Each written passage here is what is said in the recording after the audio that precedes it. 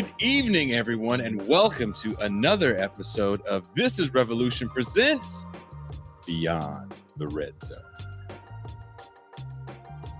I'm your temporary host because your real hosts, the two men that are going to lead you on this journey, both of them are here in the house. I'm actually really excited. We were talking shit to each other, arguing about shit like a real deal sports show should. Sadly, we weren't even arguing about sport.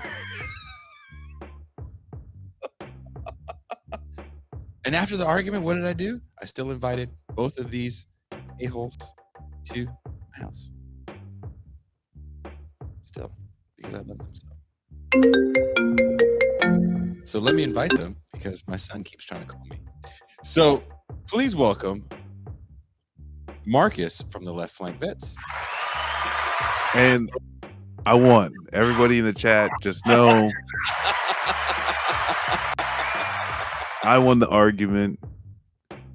Rocky Road is better than mint chocolate chip. Can't be denied. Who are you, Skipper Shannon? No, you don't understand. I am not. So someone knows the record this is. I was going to ask, does anyone know what record this is behind me? This is Death's Scream Bloody Gore. And Marcus's co-host in this sports endeavor, Mac from You Don't Know History Pod.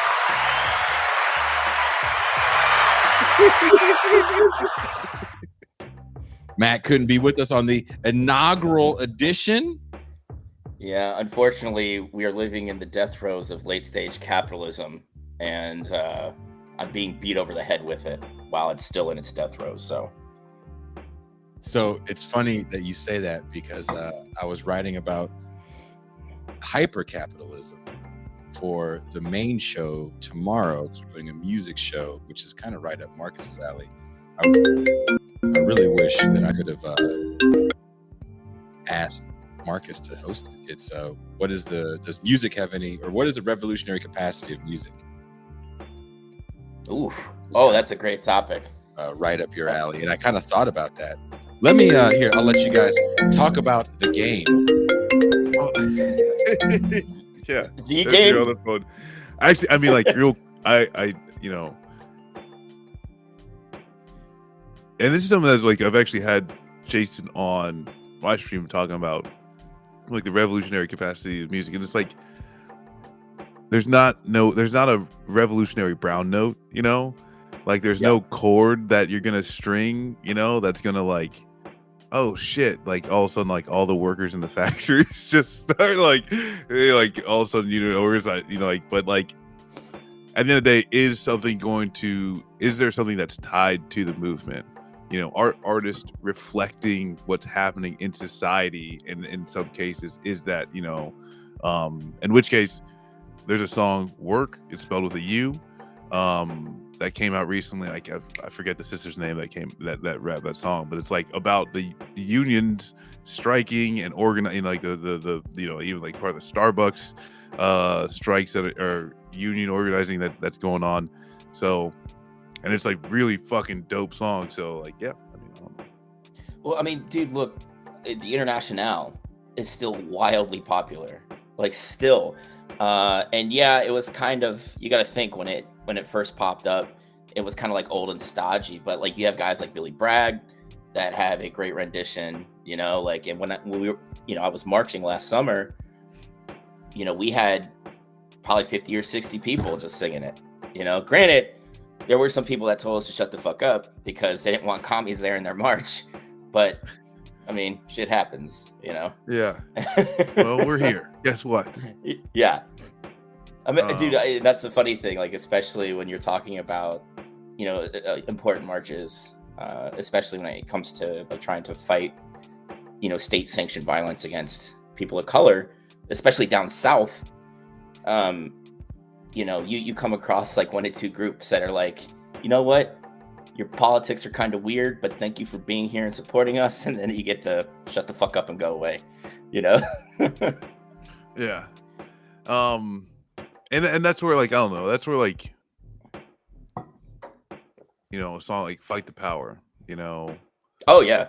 like that's Uh, where like I think while it can speak to something, well, not if it's not, if a song's not actually like tied to something very specific, it can end up being used for a fucking Cadillac commercial, yeah. later on. I mean, Public Enemy, honestly, hands down, one of my favorite, just like musical formations ever. Yeah. Regardless of genre, right? But like, dude, for me, Chuck D, like he made music to make you think, which I really appreciated, especially as a, growing up when we did, and then like, Rage Against the Machine was another one of those kind of like formative kind of, I guess you would call them anti-establishment kind of musical groups. Yeah, and maybe we take it, maybe we bring it to the Super Bowl though, and the halftime show. Yeah. Okay.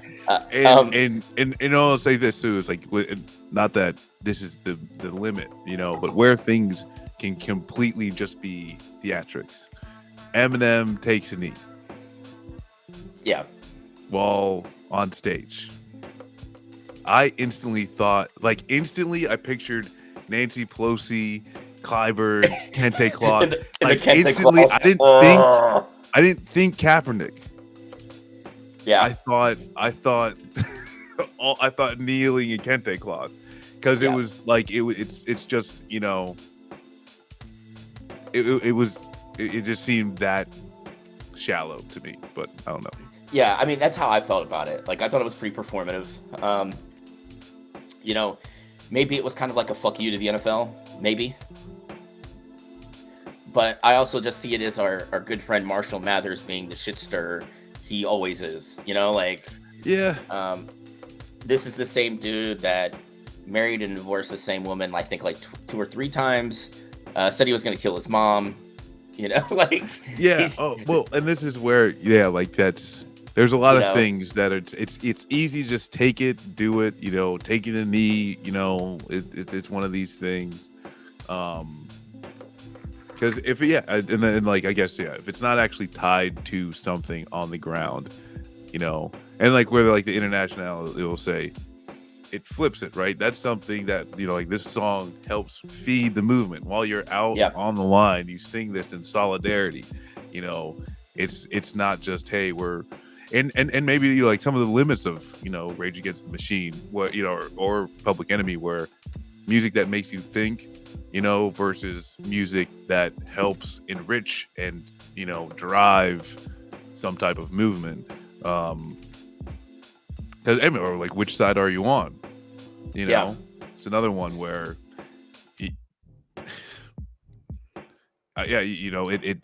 it spells it out, and it's tied to an actual, That's the funny thing about Dropkick Murphys, which is one of my favorite bands. It's like, it's full of a bunch of idiots. The entire group, band is just a bunch of morons. But they are so tied to the union movement, and I love that. Because it's nice to be able to honestly get on, like, whatever, I still own CDs. Please don't, everybody just don't fuck with me about it. All right.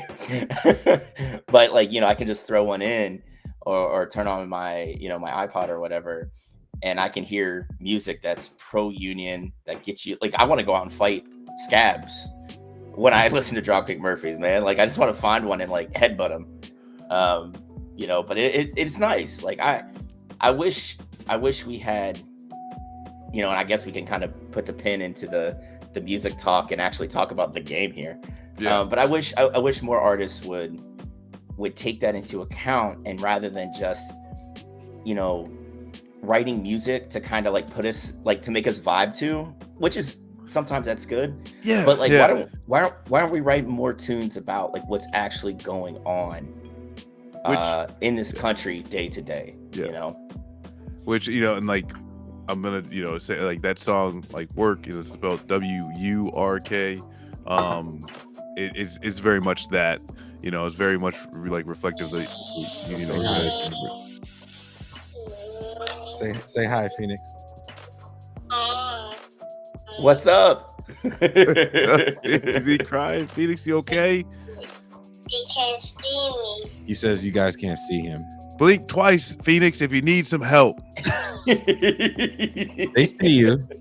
They see you. Did you get a Good haircut? night, baby. Did he cut Phoenix's locks? Oh, there he goes. But so game A, I'm curious, how did you watch it? How did you take it in? And then, Well, your boy had I guess maybe it's fortunate, but kind of unfortunate all at the same time because of the hassle. But I had to get a new phone, right? Because my old phone just turned off and was like, you know what? Not coming back on. Not going to do it. There was no hard reset. There wasn't. It's a paperweight now, right? So I go down to my cell phone provider's location. I'm like, yo, this thing is not working and I need a new one. But like something tells me I'm gonna have to get like a goddamn flip phone because your boy's got 2 jobs and both of them pay shit, right? But they're like, no, man, we got a program. Even if you bring us a brick, like yo, and you go and you switch your data plan to like an unlimited one, like it'll only be like $11 a month. And I was like, wait, what? So I went and got me a fancy phone, and now I got unlimited data, which was only like an extra $3. And since I had to work one of my gigs, I watched it on my goddamn phone. And it was amazing. Super Bowl on the phone. Okay, while at work. Wow. Yes. This is you see, this is a sports show of the proletariat. That's right. So did you enjoy the game? Is the question. I thought it was a good game. I didn't know the Super Bowl was going to be much like the playoffs, where it was kind of down to the wire. Honestly, it was probably one of the better Super Bowls of the last probably 10 or 15 years. You remember that, like, when the Pats beat the Rams, they won 13-3. Yeah, but that was literally the most boring Super Bowl I've ever watched. Right? And I'm saying that as a Patriots fan. Like, yay, we won, but oh god, this thing was most boring Super Bowl. Bills Giants. Yeah. Oh, dude, yeah. But like this one, what I loved about this game is like LA came out foot on gas, that pedal to metal, and I'm like, well, Cincinnati's about to get boat raced. Like that's how it looked at the beginning, and then the Bengals did Bengals things, and managed to claw back in there. And when they took that lead, in the I believe third, like late third, I was like, holy fuck, man, this is going to be great. But what killed me about the Bengals was how they adjusted so well defensively, and they just had a defensive meltdown on that drive where the Rams scored that last touchdown, right? Mm-hmm. And then you have, I don't know what Zach Taylor did, but whatever adjustment he made on the offensive line going into the second half was ass, because the first 2.5 quarters, Burrow was only sacked once.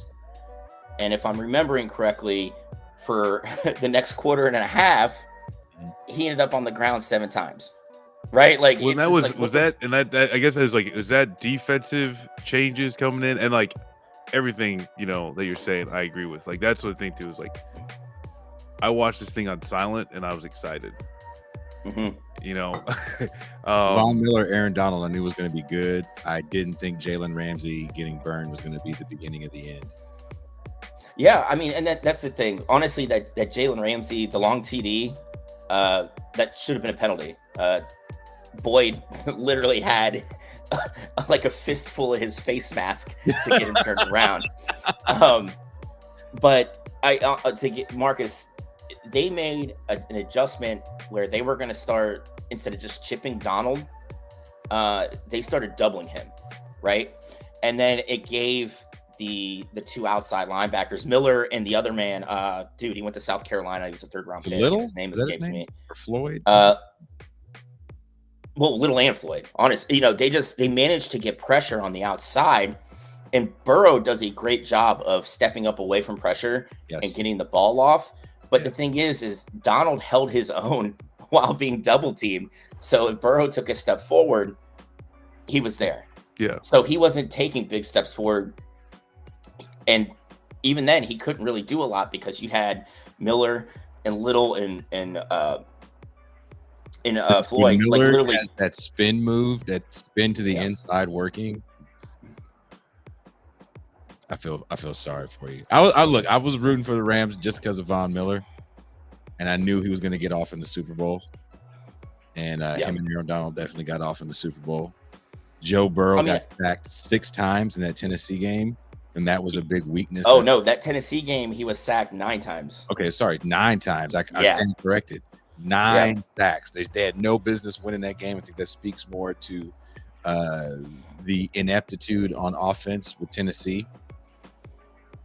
Which they shouldn't be inept on offense. They have too many weapons, and that. So when we talk about like, I heard Emma Vigeland make a comment that I thought was kind of an interesting comment about the basketballification of Super Bowl winning with the Rams buying all these free agents. It's not like Tennessee didn't do something similar. Yeah. I don't think that football is like that. I'd say that's way more special. I feel like you could easily buy players on any NFL team, and you're in like the dream team, in the Olympics. You know what I'm saying? Like you can do that with basketball, but football, I would. There's no guarantee there. There's no guarantee with that. Football is hit or miss. I mean, look at the Trey Hendrickson signing, the defensive end for Cincinnati. But remember, last season he played in New Orleans, and the dude only had like 9 sacks his first 3 years. And then in New Orleans last year, he had 14. Turns that into a huge free agency deal with Cincy, right? I think history has shown more often than not, you have a lot of guys. You look at Dante Fowler. Case in point, right? Like high draft pick. He only seems to like turn the switch on when it's a contract year. Right? But there is no he was supposed to be this dominant pass rusher and he's not. Right? Like he's if you want to go by the fucking statistician metrics, like his additive above replacement is like a negative, But like Hendrickson, I'm sorry. Hendrickson was a great signing. He turned out to be smart, but usually those free agency deals to bring in a high end pass rusher blow up in your face, and you end up having a contract that's just. But can we agree that Dante Fowler was kind of a trend of tweeners that was real hot in these like hybrid 3-4 systems that became really in vogue? So anybody that was kind of an athletic freak that was running 4.4, 4.3 40s at the combine that happened to be 260, you were probably going to be a number 1 draft pick. You probably put up decent numbers in college, which, college sack numbers. What's really interesting to me about college sack numbers is sometimes the guys that lead their league, or sometimes even the NCAA in sacks, isn't the first defensive player chosen. I don't think Clowney led even the SEC the year he came out. Yeah, but he did kill that fucking Michigan quarterback. Yeah, he running did. back. So that like, running back, dude. He earned it in a play. And he's been a very serviceable defensive end. Well, I mean, I would even say he's above serviceable because he does what a lot of DNs don't do, and that is he plays the run well. Like he's able to play the run and stop it. Yeah. Which I think it's gonna really behoove Cleveland to re-sign Clowney because he's great on the other end for Myles Garrett, because Garrett is the type of dude, athletic freak, amazingly great at his job, right? Like he's the next great pass rusher. But you know what he doesn't do well? He does not play the run well, and he gets out of position really easy. And Clowney is kind of like the opposite of that against the run. And even then, Clowney's still able to get to the quarterback as teams like double and sometimes even triple team Myles Garrett. Like Clowney had 9 sacks this past season. So like that's not a bad like 1 and 2 options on the both ends. So would you say, and I'll ask this question to the chat and of course to the panel, and I want to move on real quick, but would you say that a guy like Myles Garrett, who the year they go to the playoffs had a pretty good season, and then the following year, I mean, okay in stats, but like you say, he gets exposed as not being able to stop the run. Does a lot of that have to do with the ineptitude of that Cleveland offense with who I think is a very mediocre quarterback, Baker Mayfield? I think he was extremely overrated. Well, I wouldn't say it directly correlates to the offense. I think Joe Woods is a shit defensive coordinator. He plays a really soft zone, which allows tight ends and running backs just to chew up the Browns in like intermediate pass games. And then you have the issue with the linebackers. I really liked the one kid from Notre Dame. His initials are JOK. I just can't remember what it is, his full name. But he was a great pick. But you have like Sione Takitaki should not be starting anywhere in the league. But he's starting on a supposed like playoff contending for Super Bowl's Cleveland Browns team, right? But Joe Woods plays a bad scheme. He's implemented a bad scheme, and he doesn't put his the defense in the best positions to do what they do best, right? Like Denzel Ward is a great one-on-one cover corner. Why are you having him drop back in his zone ever? Like, don't do that. You're not playing to his strengths. You have Joe Johnson III, which was a free agent signing from the Rams. He is able to, like, the Rams used him in kind of like a flex role where he didn't play, strong safety or free safety. He kind of flexed in between both, and he made a lot of the defensive calls. And it's like, dude, they weren't using him properly. Too much OSU, fam. I don't know where that's coming from. What? I am a West Coast Pac-12 guy. Big West. Pac what? 12, 14. Oh. Some more teams. But I mean, like, I think like even like all this though, like goes to say like, especially within like football where it's almost limitless, when you got 5 players on the court versus 11 and then special teams, and then like like the things get a little bit more complicated, and then it comes down to systems, right? And like any successful, like any dynasties, they had systems in which case players almost became a little bit interchangeable, right? If you could notice the same things within players and replicate that type of thing, and like is to say like, but that's extremely hard to fucking do, because on top of that, really is like, are coaches able to coach off of winning, versus selling tickets? This is like, are you getting the best? Are you getting the player that best fits the system, or are you getting the player to get best sells the jerseys and shit? And I mean, like, you're always gonna have, like, that's what causes the drama. It would be a whole lot less if it was all geared just towards fucking winning, Yeah, I mean, but I think the biggest issue is you have professional teams, which for years, right? Like years, wouldn't hire college coaches because the college system's different, like the spread, ruined college football. It's never going to catch on in the pros. So what we're going to do is keep hiring Eric Mangini to fail at every team he goes to. Okay. Like, so, and then you have assholes like Steve Spurrier and Nick Saban who go to the pros and just completely shit the bed. Right. So you have front office people and pro teams that are like, this really means we can't hire college coaches because if Saban and Spurrier suck here. But would you agree? And that goes back LSU further. You can put who's the guy that was in Notre Dame for a million years that's got the lisp? Lou Holtz hit the bed in the New York. I think he ended up quitting in the middle of the season in the late 70s with the New York Jets. Bobby Petrino. John McKay. Petrino. We're talking about fucking Ohio State. John McKay. I mean, but the thing is, what we're seeing is running a straight 2 tight end I formation set doesn't keep eyeballs on TVs, right? Like, it doesn't.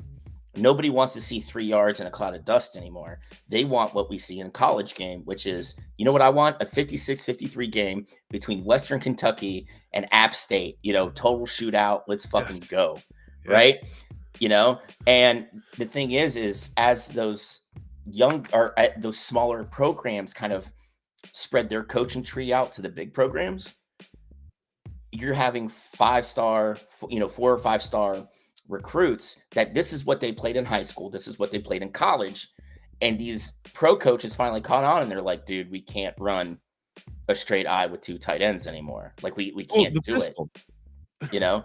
Peyton Manning using the pistol, I think, when he goes to Denver, is a big game changer, and the Patriots spreading the ball out with Tom Brady with a bunch of non-Hall of Fame wide receivers. Well, I mean, you also got to understand too, Brady's first 3 years, he played with Corey Dillon.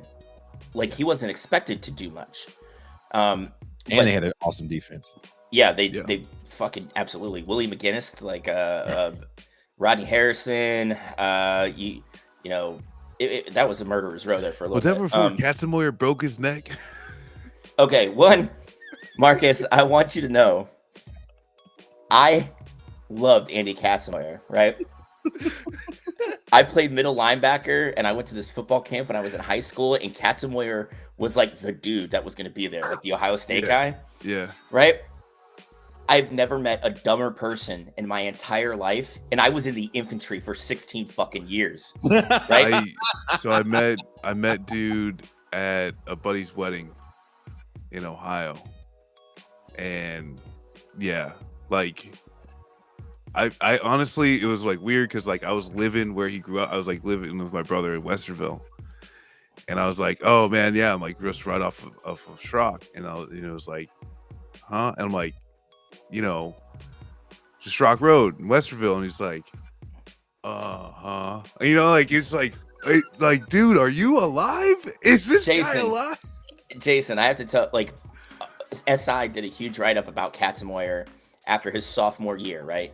And at this time, like, you had the 3-year rule, so he's not allowed to leave until after his junior year. Mm-hmm. But his sophomore year, Katzenmoyer cleaned up every, like, major award for linebackers, like, had, like, 12 sacks, ridiculous amount of tackles. But the thing is, he had to go to summer school to stay academically eligible for his junior year. And one of his classes was sex ed. This is literally was a class that was taught at Ohio State. Sex education, right? And this, keep in mind, this is the flagship university of the state of Ohio, right? But this is a summer course, whatever, right? Katzenmoyer took it and was supposed to write like a 4-page paper with like citations from doctors and clinics and stuff about how they could stop the spread of AIDS. Mm-hmm. And literally, he wrote like 3 sentences that said, we just like, and literally, and I kid you not, literally one of the sentences was, we just need to pass out more rubbers, and then brought like a trash can full of condoms to class to hand out to his fellow classmates. Wow. Yeah. I think him and Michael Wiley failed golf. Oh yeah, they did. They did. And the thing is, Jason, like his parents, like his mom's like a neurophysicist and his dad's a doctor. Yeah, they created him in the lab. He's too old. Yeah, he's got no brains, man. He's got like, god damn. Shirley, I want to address. Shirley had made a point about college coaches adjusting to the NFL. I think another reason why college coaches go to the NFL is to get out of contracts that have agreements that they can't go back to the conference. And people like Nick Saban had such a huge recruiting base in the South when he was at LSU. To get out of that LSU contract, to grab a bunch of money in Miami, and then to go back to Alabama, where now he's probably going to be better remembered than Bear Bryant. Yeah. Take that forever, however you want to take it. I mean, when he dies, he's going to have a fucking golden tomb erected. Oh yeah. He could slap a baby in Tuscaloosa. He could slap the shit out of a baby in Tuscaloosa. Yeah. What'd that baby do, though? What's the context? Oh, is that what we're being a baby? And he was like, I'm Nick Saban. Yeah, that's what I'm saying. Like, did the baby not say Roll Tide when the stroller was pushed? By Nick Saban? Did the baby deserve this slap? I'm just asking the question. Well, no, People I see I think that you make a very good point of like that contract jump, and I mean like makes a whole lot of sense. But like there's already some of these college coaches that definitely drink their own fucking Kool-Aid, and I mean it's sorry chat to go back to Ohio State, but we couldn't go an episode without mentioning shit coaches, without mentioning Urban Meyer, and complete fucking disaster that he ended up being on and off the field, which that was also like towards the end of his OSU career, same fucking thing. But. Yeah, I mean that's the thing. Like, Jason, I agree with you. I believe there's some kind of or there was that kind of correlation between I need to get out of this shit contract, and that way I can go get use it as a springboard to Bama, right? There was another guy that did that with Atlanta. Mike White? No. That was Bobby Petrino that went to Atlanta. Petrino. Thank you. Quit after 13 games. Yeah. So do you think that though, Mac? Do you think that is a legitimate? It's not the case anymore. I don't think that's the case anymore because, while like Saban, kind of jumping ship to the NFL, kind of brought to light what a buyout was, because let's face it, before Saban got out of Baton Rouge, we didn't know that there was such a thing as a buyout. Yeah. Like, unless you're one of those people that were, legally minded and all that shit, right? Now we all know what a fucking buyout is. Everybody knows what a buyout is. And we know that colleges, frankly, these institutions that are publicly funded, I can't say anything about the private schools because I can't see their numbers, which I think is bullshit. But that's a discussion for another episode, right? But as long, for public schools, they have to publish what is in these buyouts, like what consists, of the dollar amount for these buyouts, right? And they're getting progressively bigger and bigger for the coaches, right? If they get fired. But because they have to have the new flavor of the week, there's the penalty for a coach getting out of their contract to go to another school is getting smaller and smaller, right? And I mean, for me, that's the biggest issue. Like, if you suck on the field, for me, that's a for-cause firing. Your whole job is to coach football. And if you shit the bed with a nice, 4-8 season, you're finishing dead fucking like you're Derek Mason at Vanderbilt, right? Like, you're that guy. When you don't perform and do your job to the fullest of your duties, you should be fired for cause, and you don't get shit. I'm sorry, you get nothing. But I mean, I'm sorry. Go ahead, Mac. I'm sorry. Go ahead. But Derek Mason walked away from Vanderbilt with like a $700,000 or $800,000 buyout, and that only came out because Derek Mason copped to it. Vanderbilt's a private school, so we can't read about his contract. We can't look it up on a state database. But like, he copped to it. He's like, yeah, man, I ended up walking away with like $700K. I could have just not coached this year, but he went and took a defensive coordinator's job. So. I mean, do you guys think fucking ridiculous? Do you guys think that there are programs, especially ones that when they get caught up in NCAA fuckery, boosters paying people jobs that aren't real, Pete Carroll, even sexual assault scandals, they bring in the coach that may not be the winningest guy, but he's a I'll clean up your program guy? Yeah, and well, and I mean, I was gonna say, I think aside from like getting out of the contracts, I think Pete Carroll, when he left USC, it was like getting out of this shit before like the program goes away. It goes, gets torn the fuck apart, and like they lose scholarships and all that type of shit. And I think like, did they get bowl games? You said SC, USC. Yeah, they had a 2-year bowl ban after Carroll. Yeah. So they like Vince Young is in those Heisman commercials, not Reggie Bush. Yeah. Well, I mean, Reggie Bush officially had to surrender his. So, I mean, this is go ahead, Marcus. This is a good step here. Let's say that's not bad. That's not bad. It's not too bad. 50, okay, this is where I'm trying to pivot to. And then I'll take my answer off the air, as they say in the call-in shows. as there becomes all this talk about there's not enough Negro coaches in this league. And we're not even going to go down the road of, this is like, what did they say it was like? Not slavery. What did they say? Plantation. Yeah. Yeah. I was like, oh, interesting. Plantation. Anyway, we're not going to go down the plantation road just yet. But when we talk about like coaches of color, so was it Steve Wilkes was in Arizona for what, a year? For one season. And it feels like, and Ray Rhodes did a year in Green Bay at one point in time. Yep. I don't know if you guys remember that. Yeah. It feels like when you have a coach you want, and maybe that coach is stuck in a contract as a coordinator somewhere, or you don't want to be the one that brings in another white guy, you can bring in these stopgap black people because they have the resume. The Ray Rhodes, the Steve Wilkes, Rubisky.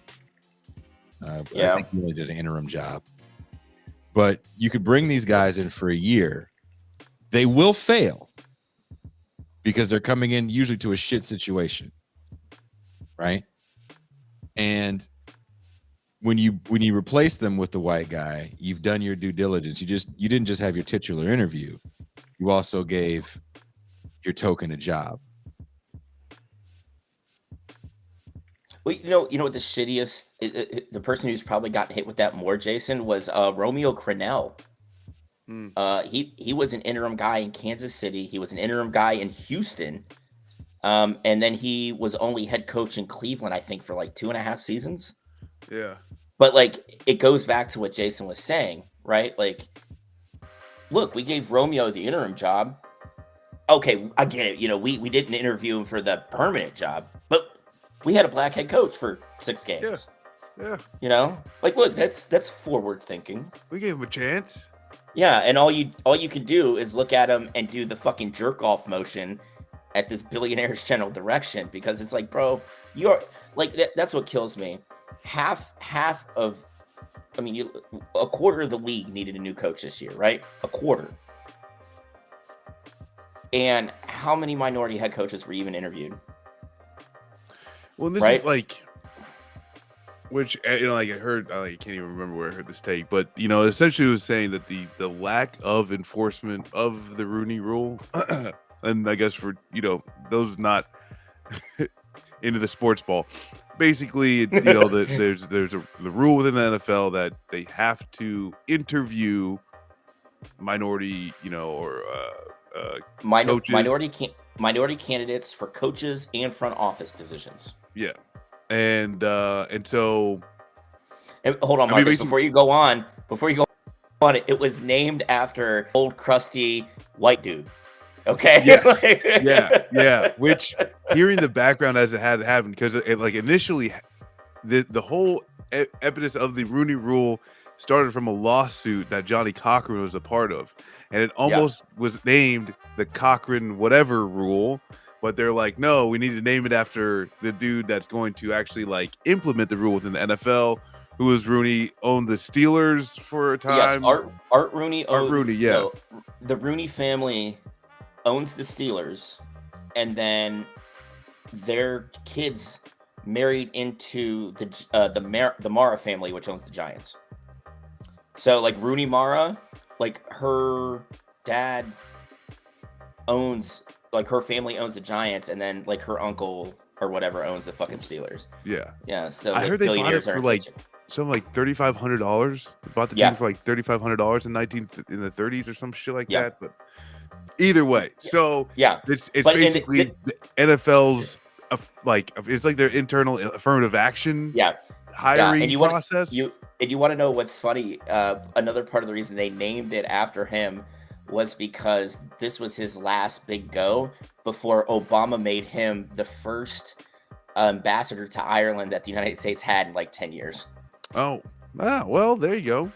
Yeah. And I mean, not going to name it after a black guy. Let's get straight. Come on. It's gotta be some crusty ass Irish dude, But you have, but basically the sense is that in the beginning, like when you start initiating like the Rooney Rule, there was some accountability. And then you get, like fast forward a few years. And I think like the Raiders was one of the key ones where like they just, openly said, hey, we're not doing an opening hiring process, and nothing happens. And then so like it gave the open call to teams saying, we don't really give a shit about this, Yeah. and then, and, I mean, like, no offense to President Company, rich white people are gonna just white people their way and continue doing this shit of like where like you see, and this is with the dust up that's come recently, where yeah, they're giving black coaches interviews, after they already signed the job. And I mean like the fucking story of who is it, fucking John Elway and the Broncos. Like they're all fucking hammered, come in for 10 minutes, say like, hey, sorry, we're pretty fucked up, but it's nice meeting you, good luck getting the job. Yeah, like that kind of being it, like they might have had a chance of the NFL not looking like this, but if you don't enforce the rules, then Yeah, I mean, I honestly never thought that they were going to enforce the rules anyway, right? Like, this is still a league that still doesn't have a person of color as a team owner. Like, I mean, excuse me. They have one, Shahid Khan. They had Shahid Khan in Jacksonville. So I'm sorry about that, everybody. Yeah. I stepped on my dick there. But like, there's a single one in a league that is like 70% African American. And this is where, this is where I think leftism leads me to think that the only answer is like, fuck the owners. Why should some really rich person who may or may not know anything about football, and even when you come to Jerry Jones, is that music you? Your phone? Oh, Jesus. I apologize, guys. For whatever reason, there was an alarm set on my phone. I think I talked about this a little bit last week. I think it's a bigger issue of like, first of all, the league shifts in what's going to be the priority. Is it defense wins championships, or is it explosive offense puts butts in seats? So right now it's explosive offense puts butts in seats. So like Max said earlier, they always want the new shiny thing coach-wise. Right now, the new shiny thing coach-wise is like 35 to 33-year-old white guys at the college level that are doing new shit with the spread that probably come from the Mike Leach coaching tree. So or Hal Mummy. Hal Mummy's got a very extensive coaching tree as well. And I don't know if that name's familiar, but he was the head coach at Kentucky for like 5 to 6 years. And then went like he made Tim Couch the #1 overall pick. Tim Couch left in '99. Yes. Yeah. And then they were throwing on fourth down too. It's the whole do you throw on fourth down, guys? And I think when you look at black assistants, and I don't have an answer for this, but I actually did look into the data. There's a lot more black assistant coaches in college football. Most of them are on the defensive side of the ball. But unlike the NFL, where the majority of them are on the defensive side of the ball, in college, it's a little more split. Yeah. And because recruiting is such a big deal in college football, the paydays are better in college football. A lot stay. Yeah, and I also think, and that's where I do wonder though. It's like for head coaches that doesn't go, but like as far as assistants, position coaching, there's a little bit more up and down. So I mean, like I maybe I see see your point, but like, would that translate to a black assistant coach being tapped? Look at the black assistants. Who's the hot black offensive coordinator? There's two. I don't really believe Eric Bieniemy wants to leave Kansas City. See, that's the thing. He doesn't have a contract right now. And I wouldn't be surprised if he's pissed off that he got passed over yet again for a coaching job, that he's shown that he's more than able to take over. Like, this dude's paid his dues, right? Like, like when we talk I about remember, coaches, I remember when he played at Colorado with yeah, Cordell yeah. Stewart. You know what I mean? Like it's like he's coached in college, he's coached in the pros. He is a very much a player's coach. He understands the players. Players love playing for him. His offenses have been fucking stout for the last 5 years. How is it that you're going to hire a guy like Cliff Kingsbury, who someone in chat has already pointed out, sub 500 coach in college, 500 coach in the pros, Took over a horrible team. you know, but he's not a good coach.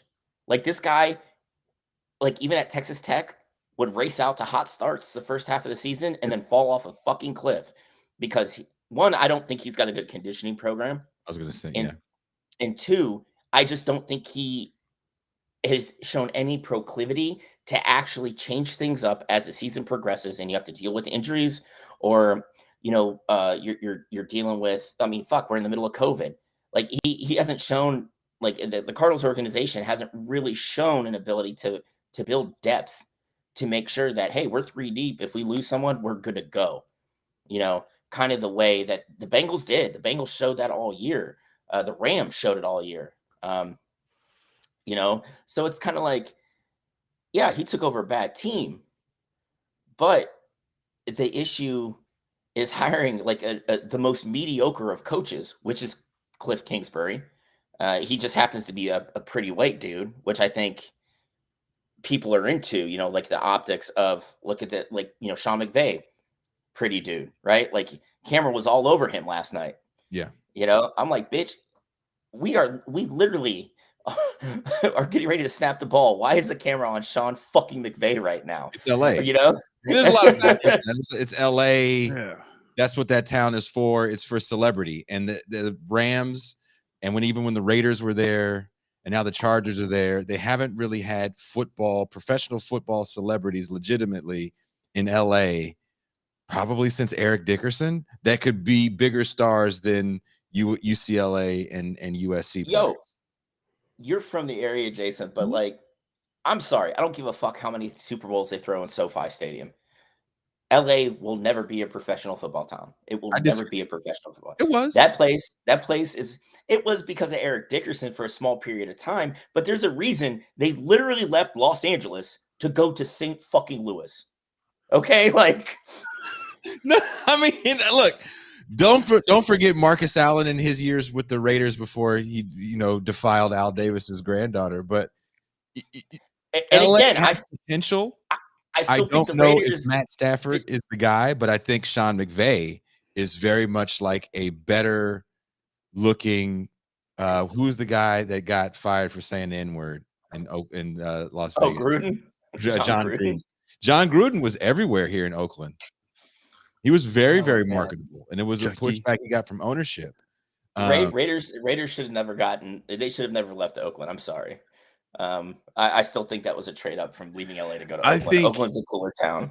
That is like, I think the only way, and you know, you point to it's like only way LA is a football town is if if you've got the personalities on the field that match LA. Okay.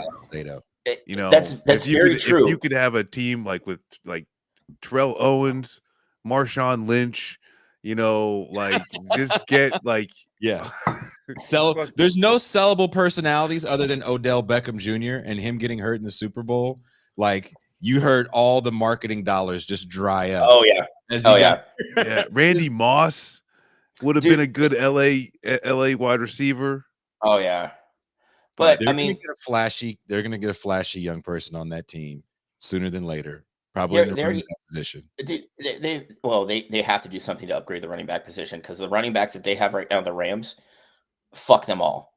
Akers was a great disappointment. Sony Michel, you know, showed you this is why I got traded from New England to you for a 6th round pick when I was drafted in the 1st round because I don't know how to hit a hole properly and just run. You know, like they have to. I mean, yeah. Let's get back to the Super Bowl. Let's talk about, like, honestly, these are things the Rams really need to improve on. Wide receiver depth. I understand Robert Woods blew out his ACL. Jefferson's a great, you know, kind of like 3rd option behind Kupp, but the fact of the matter is the Rams are over the salary cap right now. There's going to be a lot of cuts coming. Mm-hmm. You know, now if I'm the front office of the Rams, who have shown, you know what, I'm gonna be like the LeBron James led. I mean, excuse me, the LeBron James played on teams. And when I say that as a Cavs fan, I watched him gut our fucking draft capital for 4 years chasing a ring. But like they're gonna have to get really creative with plugging the holes that pop up, because we all know what happens after the Super Bowl. Players leave. Players, people showed out, so other teams, go ahead and pull them, right? And on top of that, Whitworth is retiring, right? Like he's 40 years old, 1,000. won a Super Bowl. Yeah. They're gonna have to plug that hole real quick, I see. This is how I see it. LA is a marketing town, and the Chargers can't figure it out because they have coaching problems, but they have a young guy at quarterback there in Herbert that is marketing honestly, why the Chargers can't figure it out is because they couldn't sell out a fucking soccer stadium last year. Okay, like that's why they can't figure it out. Nobody in LA gives a shit about the Chargers. No one in San Diego gave a shit about the Chargers. I mean, a few more people paid attention to them in San Diego than have San in Diego, LA so far. look, San Diego has, the Clippers were the San Diego Clippers, right? Oh, I'm yes, sir. I'm well aware. There's a sports arena there. When I was with Yo Gabba, we played the sports arena there, and it hasn't been remodeled since the Clippers left. Oh my God, that was what, there's like pictures of them on the wall. Oh wow. They give a hot fuck. You give the Padres and Comic-Con. That's all.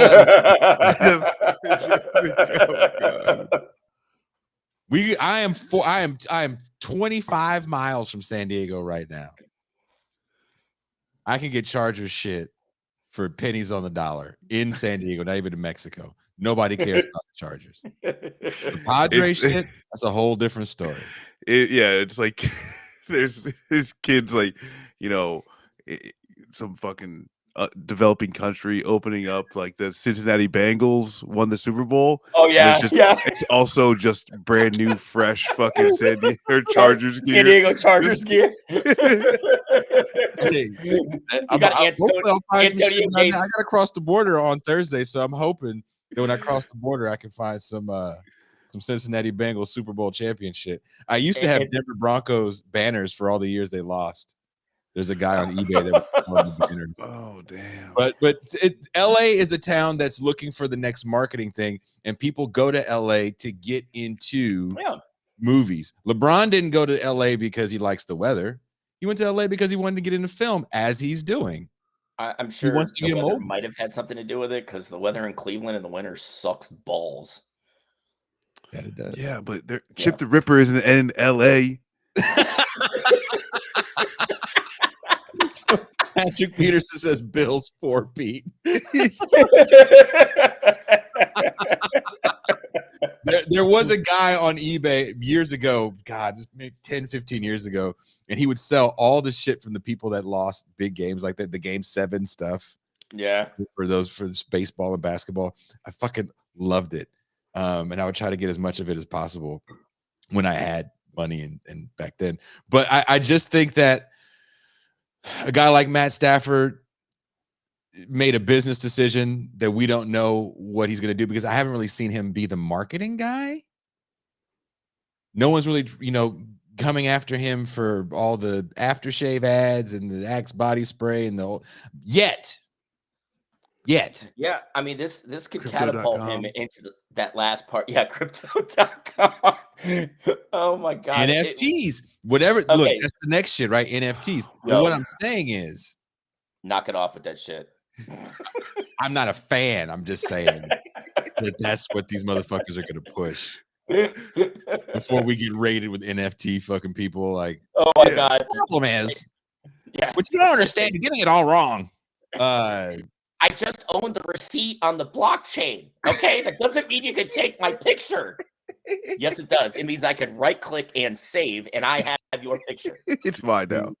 It's mine too. Look, don't even joke with them people, because it's going to get filled with it. You guys don't get those alerts when I get messages, and it gets a bunch of like, I really like your show, But what you're not getting right about crypto and NFT, like, I made $500 last week.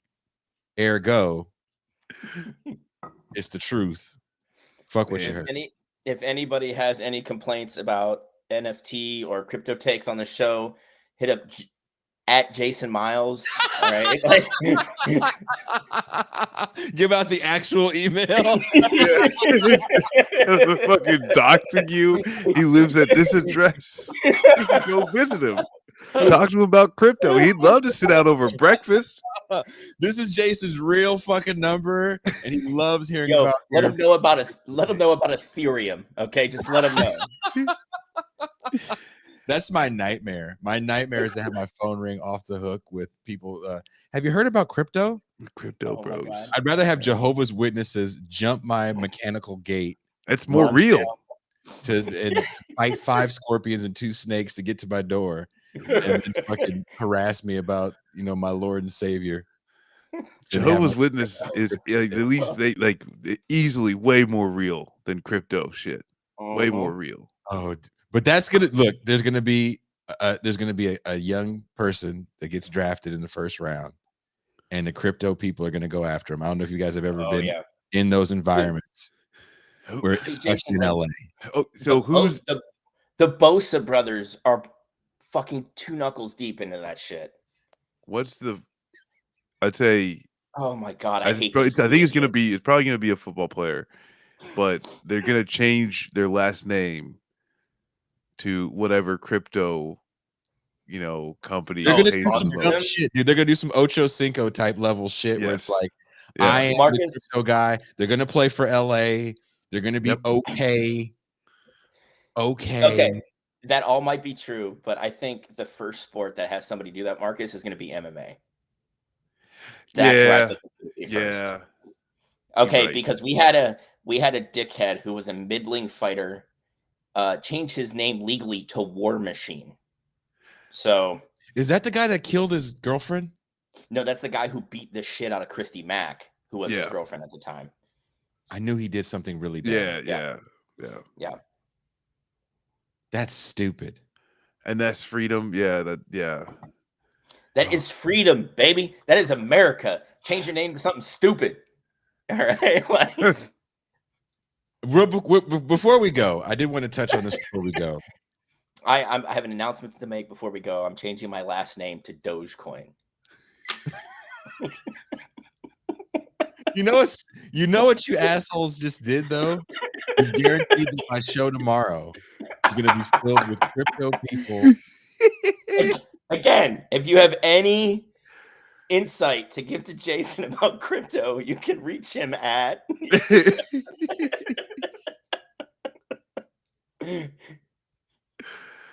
I'm fine. Oh God. Oh God. I'm so worried. Speaking of crypto, I have to interview Giannis Varoufakis Wednesday morning at 9 a.m. my time. Nice. For the real news. I've seen a lot of his stuff. I'm just going to ask him about crypto the whole time because I'm not ready for the interview. So I'm just going to be like, what do you think of crypto?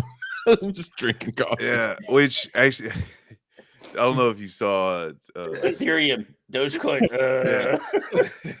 I've been bombarded in my email inbox about Ethereum and NFTs. I know your techno-feudalism, blah, blah, blah. But all I want to know about is crypto, Giannis. Trust me, I'm not high. I just haven't slept because I had to read 8 books before today. Yeah. Giannis, apes. Tell me about the apes. Yeah. How do we get the apes? Jesus Christ, this thing went off the rails real quick. Yeah. Throat balls. Did you see that? Yeah. Did you see that? Oh, God damn it. I'm on this mission this week to see if I can get people how mad I can get people at me. Because Pascal decided he wanted to do this episode, and he was kind of doing this thing, right? You know, when people do this shit to you. Whenever I see Pascal and he's doing this, it's like, oh shit. And he's like, we should do a show about niggas that own niggas slaves. And I went,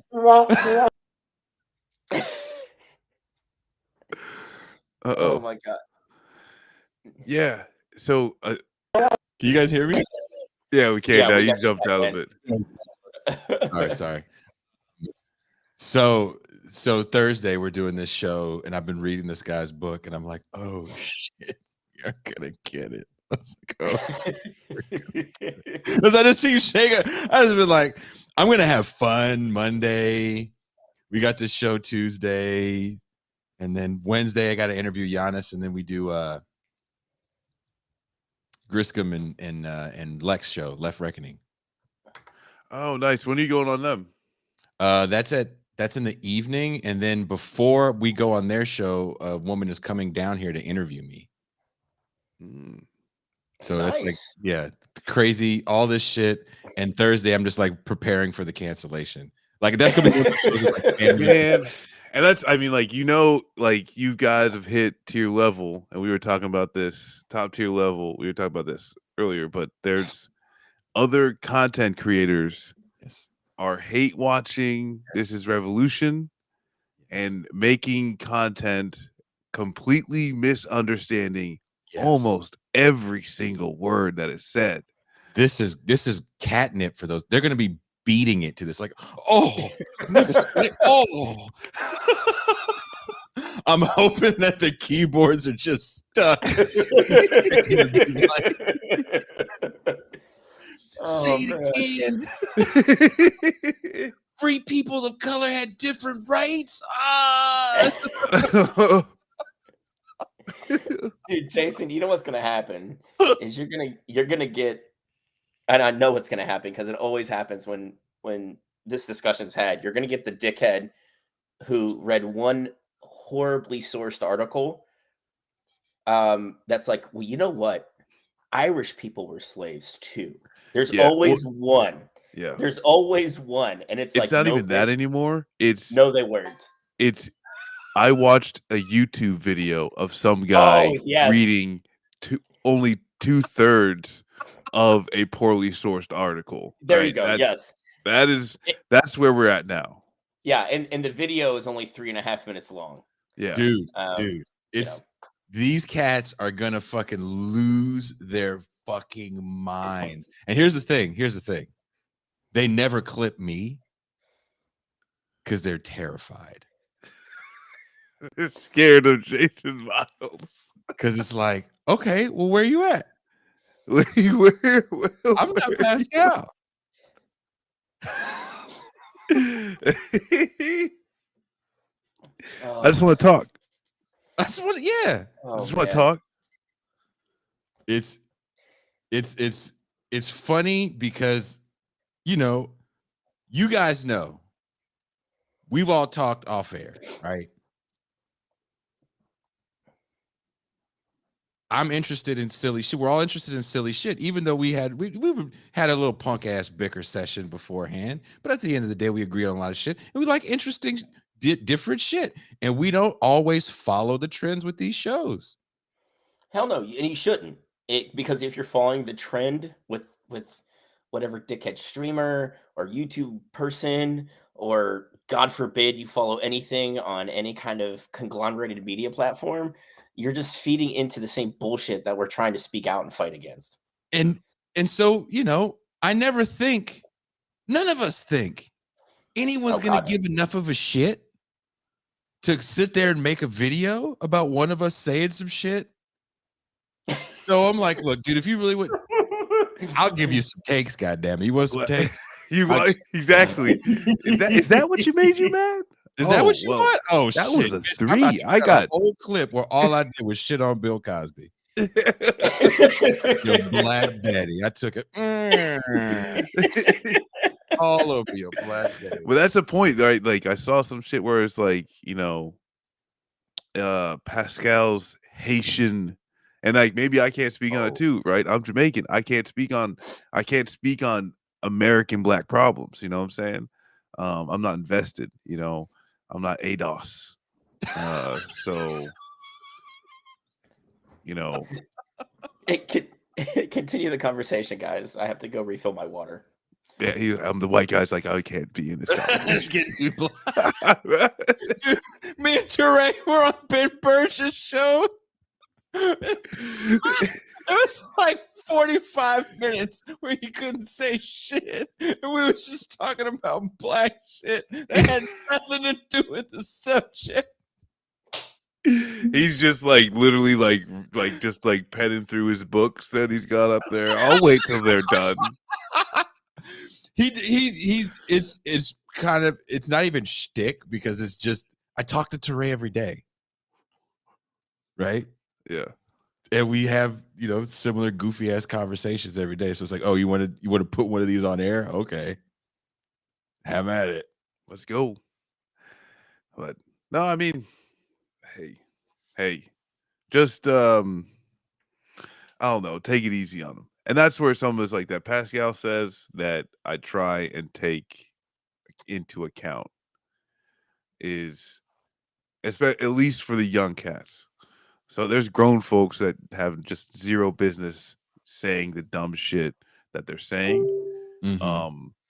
I think it's just we live in a reality where there's just more shit is visible, people are making a lot of young mistakes in online, and that is forever, that is memeable, and it's not just like, hey, did you hear about, Jason shit his pants at the party last night?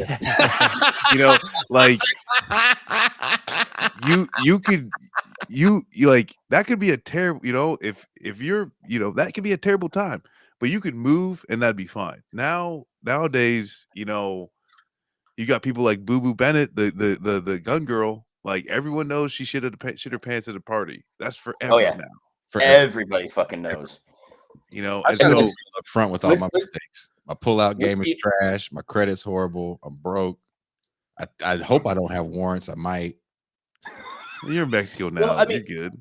Yeah, I mean, but just don't try to cross that border, you illegal. I gotta cross the border Thursday. I told you I'm picking up. I'm picking somebody up. If I see a video of you getting your ass whooped by some dude on a horse, what the fuck? Marcus, I swear to God, I almost had fucking vodka and soda come out of my fucking nose. But God, thank God that didn't happen. But like, no, like, right. I got into the public facing thing pretty late, because like I, served with a fucking war criminal and decided to speak out against it.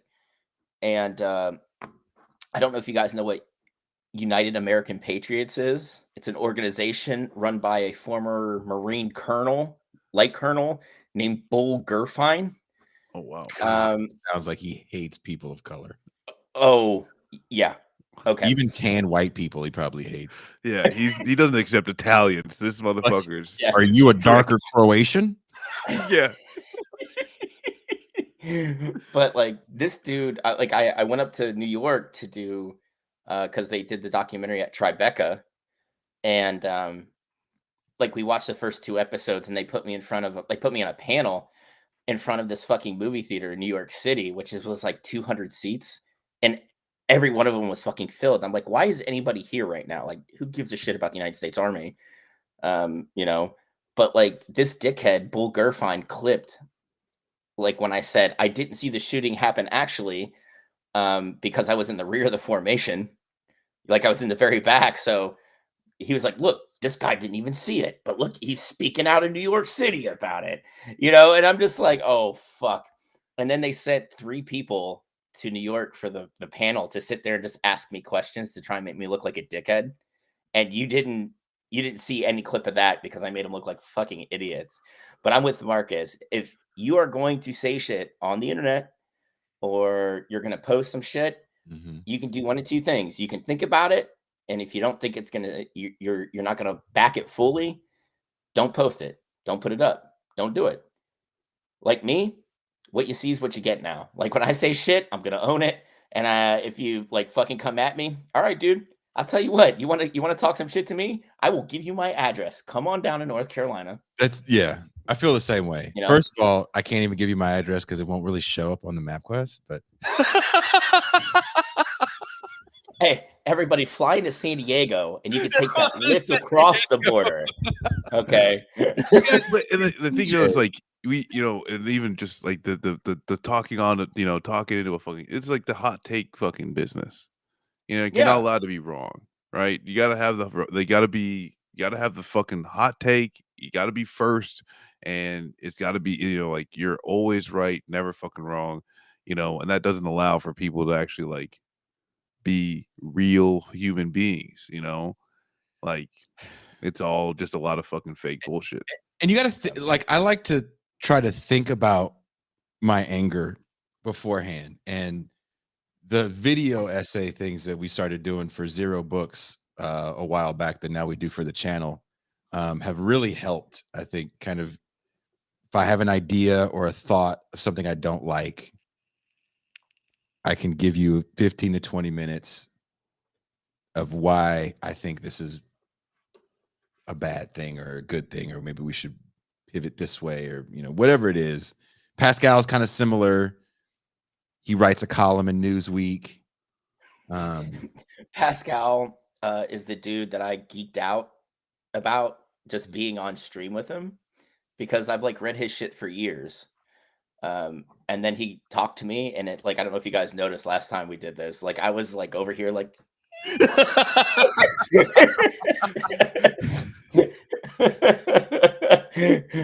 and I was like, don't feel bad. Don't feel bad. In my head, man, I'm like, do not look like an asshole in front of this man. You can look like an asshole in front of Jason. You can do it in front of Marcus. Do not look like an asshole in front of Pascal. There's a lot of people in this world and the music world that I have met, just all different walks of it, where I'm shocked that I get to do this shit, and it is fun. Like Saturday, Marcus, I totally forgot. This is why I'm so bad at this job. I love when Jason gets the giggles, because like he's in on the joke that the rest of us are like, yeah, we're just waiting to. I know you're waiting to be like, this. Gotta go. Bye, folks. Here, I'm gonna let everybody in. Hey, come into Jason's world. So I'll be told here, we're having a moment of truth on this show. Djene Bajalan over the last probably 4 or 5 months was extremely helpful when it came to production, to the point where all I got to focus on was creating content. PMC power, as you would say. Djene Bajalan is in the UK, where he's from, being in his hood right now, and he is in a different time zone, and he's not fucking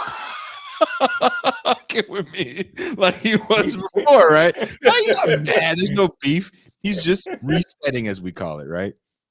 So now I got all this fucking shit, and we were trying to get as much shit done before he left. And so there was this show I booked for Saturday that I was like, this is going to be the dopest show. I'm so stoked. So Saturday, Marcus, totally forgot to tell you.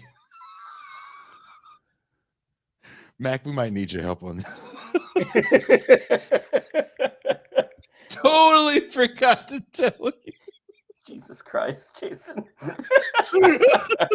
Is it my mom? What is this?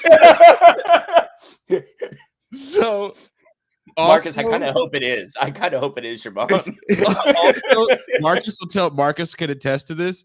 We have a lot of books to read. And Yeah. Marcus comes in the show on Saturdays. And sometimes when Djene was there, Djene would give Marcus the book when we would get the book. Okay. No Djene, Marcus gets that shit when I remember, oh no, Marcus hasn't read the book. And it's 2 hours before showtime. Marcus is over there reading the illegally downloaded Like, Cliff literally, Notes though. version of this book. Literally, though. They're like playing the fucking intro music, and I'm there like I'm fucking, it's like finals week. So here's the deal. I might need your help, Mac. I might need your help. I'm being totally fucking serious. All right, man. Lay it on I'm me, being dude. What totally you got? serious.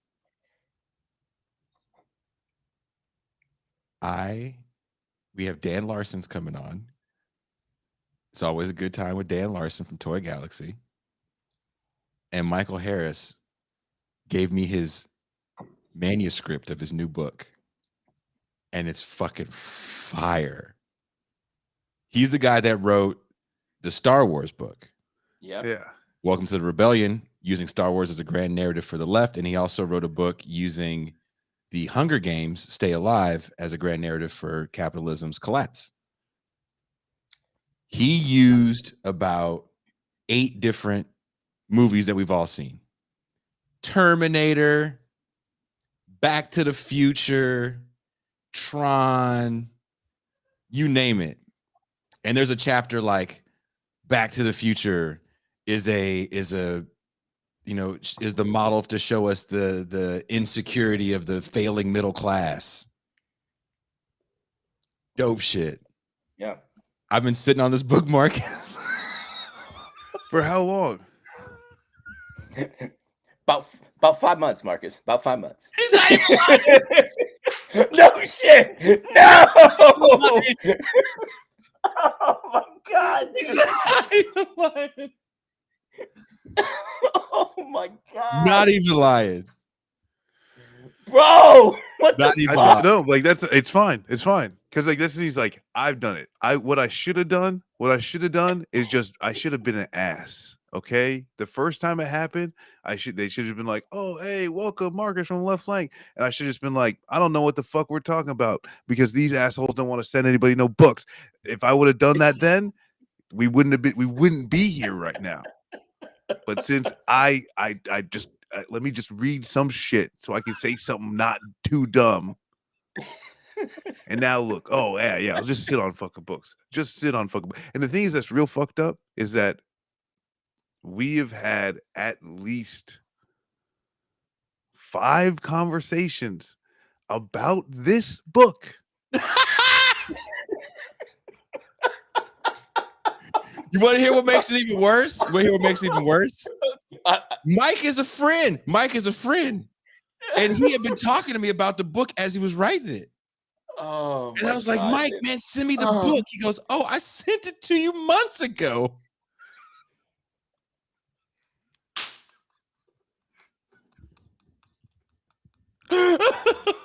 Did Marcus just leave? I can't stand y'all. I just can't stand y'all. Hey, Marcus, I'm not part of this, man. You are now. You're laughing. Oh, hey. I hit up, look, because Dan, he's fucking, Dan Larson is a big time YouTuber now.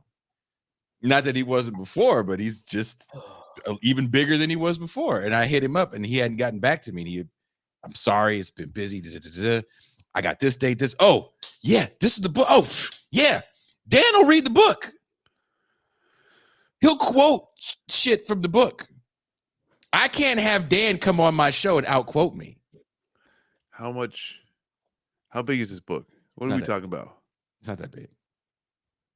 Yeah, I was gonna say it's typically like his work's only like between 230 and 250 without notes. It's that, and that's like, yeah, that's yeah. What's do you know what's the publisher? It's not. That's the thing. I got this shit. We got it like. Oh. Yes. This is that. Hey, Marcus. Marcus, when he says we, he means me. I got this shit. Yeah, the letter that you're saying, the "w" sound, it's "m." Gotta turn it upside down. I feel bad because it's not like I haven't been talking to Mike. Right? You've been talking to me about this book. We have had talks about this book. Yeah. All right. So, gentlemen, I think what the question is what's it going to take to get Jason an assistant to remind him to send Marcus the books that Marcus needs to read for the show? I mean, Jason, you seem to have a good relationship with your neighbors. Why not just let them know, like when you get the book and be like, yo, in a week, let me know to send this to Marcus. Who's Marcus? Doesn't matter. Doesn't matter. Say. Marcus just needs this book so we can have a good show. You have no look. It's been bad for me It's been bad. With Djene going to the UK, it's been bad. Someone says, "What kind of socialist is Jason?" I'm not in the gang. Did you hear that? Did you guys hear that? Not in the game. I'm not in the gang. They said, "What kind of socialist is Jason?" I said, "I'm not in the gang." And as Marcus and I both have put very succinctly before, no gods, no masters. What we want to do is improve the material conditions down on the ground for our comrades that are out here struggling to survive. And that's where too. It's like we can't cross. We can't cross across a bridge that isn't built yet. You know. Yeah. A lot of people are they're like dissecting yourselves on post rev problems. Yeah, Not there yet. and let's face it, like I'm putting this out there now, so hopefully everybody watching, everybody listening, keep their fingers crossed for me. But your boy's writing a book about the Abraham Lincoln Battalion of the International Brigades that fought in the Spanish Civil War, right? And what killed the Republican movement, which the Abraham Lincoln Battalion was a part of, was all the fractures on the left, because there were only two countries that supported Spain in the Civil War: Mexico and the Soviet Union, right? But the material aid from the Soviet Union was conditional on them being more Stalinist, right? Yeah. Well, if you said something anti-Stalinist, they labeled you a Trotskyist, right? Oh, wait a minute. We still, like, what people don't know about Catalonia, which is a province still of Spain, is it's been anarchist since like day one, like heavily anarchist, right? So the Stalinists had beef with the Trotskyists and the anarchists and this, like we get so wrapped up in these fucking labels that we forget that, like, for me, my comrades are socialists, communists, anarchists, anybody that's trying to improve the material conditions on the ground for our comrades that are struggling. Like that's me right there, right? But like, I'm not putting a label on me, like am I Stalinist and all that shit. Like, what's the point? Like you said, Marcus, this is post rev shit. Like, let's get through this first before we start, taking a label maker and putting Trotskyist or whatever the fuck on my forehead, like that being said, Mac, as much as I agree with everything you're saying, and I'm not going to disagree, I am agreeing with you. Everything you say, Marcus, Mac, I only have one line and I just walk away. You guys have beautiful fucking soliloquies. I just have a line, right? So I'll be real again, since this is like, I don't know what's in this water, but it's making me be real honest. Maybe I'm drinking sink water and I don't realize it. Jason just got a parasite, guys. Just bear with him. This is the last show.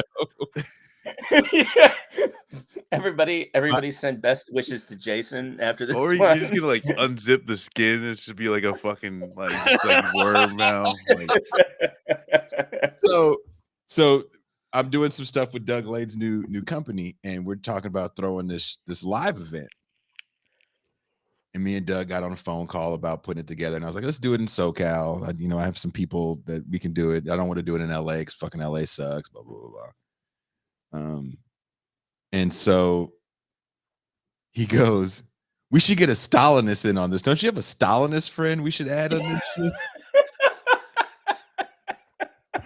Yes, I do.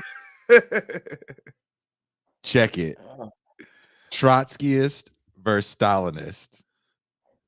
We're gonna have a live show. Shebang bang. See, and this is like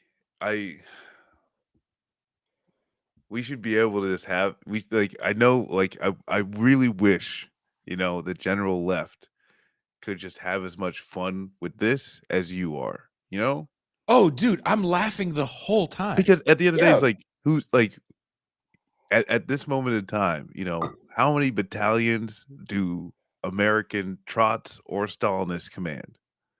How many battalions do Maoists and MLMs command, right? Like, we are literally trying to, if you're not willing to just, oh, hey, let me just enjoy this shit, taking the points, maybe I'll learn something. you know, if not this, oh, you are a front to the left. Like no, we gotta build something to actually know what is right and wrong, you know. And there's a lot of Yeah. things that are building, there's a lot of things that are starting up, you know, and stuff like that. It's But a that conversation. It's yeah, literally what I want, honestly, is less debate and more conversation about the two camps. I'm sure you know who yeah. my Stalinist homie is. I think you've been on air with him before. Yeah. I like and I enjoy the man. He's a good dude. He's a I good like dude. him a lot. I literally, after we dug off the phone, I called him up, right? He lives not too far up the road. Okay, all right, let's do this. I'm sure everyone knows who the Trotskyist is. He's been on the show before. He literally is the reason why we changed our after hours to the champagne room. Marcus may not, I don't think you were there that day, but he's been on the show before. He's kind of well known in that world. But it's gonna be fun, and we're gonna have some other people come out and make it like a whole event of it. And Well, I mean, for me, that's great to hear. Like, because I would rather see two people bullshitting and like talking shit. We get some laughs out of it, rather than what I see day to day on fucking Twitter. Right? Like, I'm over it on Twitter. Yeah. Like, just the bullshit. It's like, yo, like for me, I don't give a shit what your particular label is on the left, but what are you doing to help the people in your community right now to let Mhm. them know that hey, we're not bad people, right? Like I live in the fucking American South. When I say I'm a communist, holy fuck, dude. I hear banjos fucking play and like people are coming out of the woodwork and they're like, holy fuck, commies, it's killing time, right? Like, but like I pass out parcels to houseless people down here, sleeping bags with cold weather stuff because let's face it, it's been weird down here like Yeah. this winter, Yeah. right? And I want to make sure nobody's fucking freezing to death. Yeah. My houseless women comrades that need like hygiene products. Yeah. I make sure they have them, right? And I've been arrested probably 12 times in the last 2 years for doing this because I don't have a license. I don't know what the fuck that means. There's no law in the book that says I have to have a license to pass out, mutual aid to people that need it. But I never get charged because they ain't got shit. You know what I mean? Like, what are we doing? What are you doing? Nameless person that I was speaking to. Like what are you doing to improve again the material conditions on the ground for your comrades? Whether it's a day, a week, a month, or whatever, you're alleviating pain. That's the goal, right? Like that's what we're shooting for, to make things better. And maybe it's only a day, but you know what? That's one day more that person doesn't have to stress. One day longer, Or one day stronger. yeah, Oh, exactly. yeah. You know what's funny? Like I made this call to the people we're talking about. I made this call to the Majority Report because I'd actually worked in with the unhoused and lived at unhoused. Oh, dude, I have two, man. Like It's I so get that. I've kind of pushed back on some what I found to be overly liberal talking points because I think when you talk about permanent supportive housing and housing in general, it's a very complex issue because housing isn't really a panacea because a lot of people don't want housing. More people than you think turn it down. And because of the way it's structured, like especially in California, the people a lot of times the people that have been chronically homeless for so many years or in and out of systems like foster Yeah. care, juvenile facilities, they don't like the isolation. So more often than not, they walk away from it because there really is no services. It's like, bitch, I got you in a house. Then I solve all your problems. And so kind of pushing back on the idea that's the one answer, walk away and your job Yeah. is everything else will fix itself is really misleading. And also, housing tends to be very means tested. I still don't think as a left And we're let's face comfortable enough with the people that they want to yeah. help. And on top of that, Jason, too, like let's face it, anywhere we work in these spaces where we work to get housing, like Mhm. we could work on getting like housing containers, which I know aren't the best, but at Mhm. least it's a roof. But here in North Carolina, I worked with a group that was pitching that idea, like containerized housing for houseless people. The city and the county both wanted to add taxes to it. So even if you had no income, because Mhm. houseless people typically don't have full-time jobs, they wanted you to have the ability to come in here and have a space and like we attached like mental health and addiction counseling for anybody who needed it, right? Like we were doing this, but then the state of North Carolina, or the city and the county, excuse me, we're like, no, but there's going to be housing taxes attached, and we were like, a lot of these people can't pay that, so that completely defeats the purpose. And they're like, well, if they can't pay tax, we can't do this. We can't move forward with the project. It's frustrating, and that's a whole different show, right? It's a whole different show, but that shit is frustrating, and it really is, and it's like complex. And after I got off the phone, and I will say this, because a lot of people were saying that Emma Vigeland's this and that, and all these other. I will say this: Matt Leck hit me up to make sure that me and Pascal were coming on his show this week, and Emma Vigeland hit me up actually to send me a really nice message. And because of that episode, some people are actually looking for me to talk to me. So we weren't fighting. Those are people that I know on that show and respect them. And so there's no beef. There's no internet beef with me and those people. That being said, before I go, the question I wanted to ask you guys, I really wish you motherfuckers could come down here for this live event I got to do. Depend on what it is. Jason, I told you it's gonna be like this. I deliver pizza and unload trucks. Can we get a super chat? Can we get some shit in San Diego and leave down here? Travel? Can we get some super chats for the Mac Travel Fund? Okay, we'll start raising money. Also, I forgot to say that. I want to say this on air. Any super chat that is given on this show goes to Mac and Marcus. So you better say the smart shit, and I'll be the eye candy. So after this show, and as long as Mac doesn't have to work 19 shifts, it's going to be Mac and Marcus.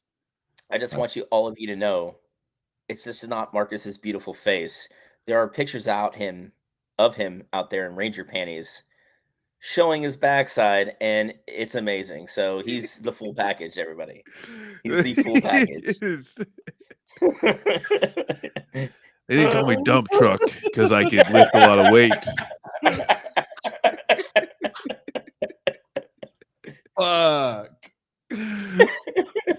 I can lift a lot of weight though, but I just want to make sure. Yeah.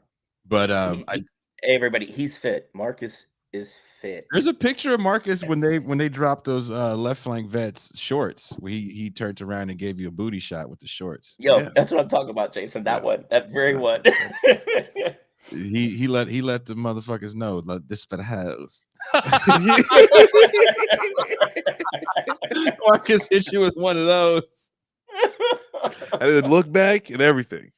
And I want to apologize because we do want this show to be a call-in show, but again, because I am so bad at this job, forgot to call my daughter. Oof. That's all right. So everybody in chat, go ahead and boo Jason. Just type in a boo. Yeah. Let him know. Yeah. Send me Twitter messages. Motherfucker, we want to call in. God damn it. Yeah. I was this close. I was this close to be like, you know what? I can just put my phone number up and maybe I'll change it or some shit like that. No, I'm gonna put your email out there, Jason. Don't worry. Yeah. I can live with that. I can live with that. Email going off is fine. I can live with that. Phone going off, not fine. Yeah. No. I'm saving your phone number for the crypto people I want you to talk to, God. That's all I need, dude. That's all I fucking need. Yo, dude, I'm gonna get on Twitter and be like, yo, all you crypto bros, hit this dude up at this number, and then I'm gonna have at it. We had Matt Bender on to talk about crypto, and I was like, whatever about it. Holy shit. I think we got more comments on that than fucking Finkelstein. And the thing is that that Finkelstein episode, dude, like, you realize you released that when Elizabeth City, North Carolina was popping off after the killing, the murder down there, right? So I literally listened to it while I was driving out to Elizabeth City. It's about 4 hours, right? And I knew about Finkelstein. I just didn't know, like, the background and shit. Dude, honestly, one of the fucking coolest weirdest, most informative podcast I've ever fucking listened to. Because, like, Marcus, did you listen to it? was there. I was there. Oh yeah, that's right, dude. I I'm was sorry. I was Yeah. there just like I know, dude. I'm sorry. Marcus I'm not gonna lie, everybody. I've been drinking, so you know. I work mean with that's me fine. here. It's fine. Like I was Yeah. there, but like I wasn't. No. I barely said shit the whole fucking time. But, Like, like, he got on the air and called Paul Talcum X. oh Yes, my I know. God. Yes. And I was just like, holy fuck, this guy is like, I couldn't not listen, but I was just like weirdly uncomfortable all at the same time, you know? Like it was Angela, I could hear Angela's ass get tight. Literally. I was like, was that Angela's ass? You hear the pop. yeah. Everybody should listen to that episode, if only to hear the very hosts of the show all get strangely quiet at the same time. Right? Like, I mean, Jason, I'm not lying, am I? Dude, when he was Like- the fucking name, oh God, we were all like, no. Like, I could only imagine the looks you were all giving to each other as this whole interview is going on, and you're all just like, Prescott is like done. Some shit happened. Sweet, actually, some shit had actually happened. I won't get into it. I definitely won't get into it on air, as I respect Paul but Prescott. no, it was an outstanding episode, and like I said, informative, humorous at times.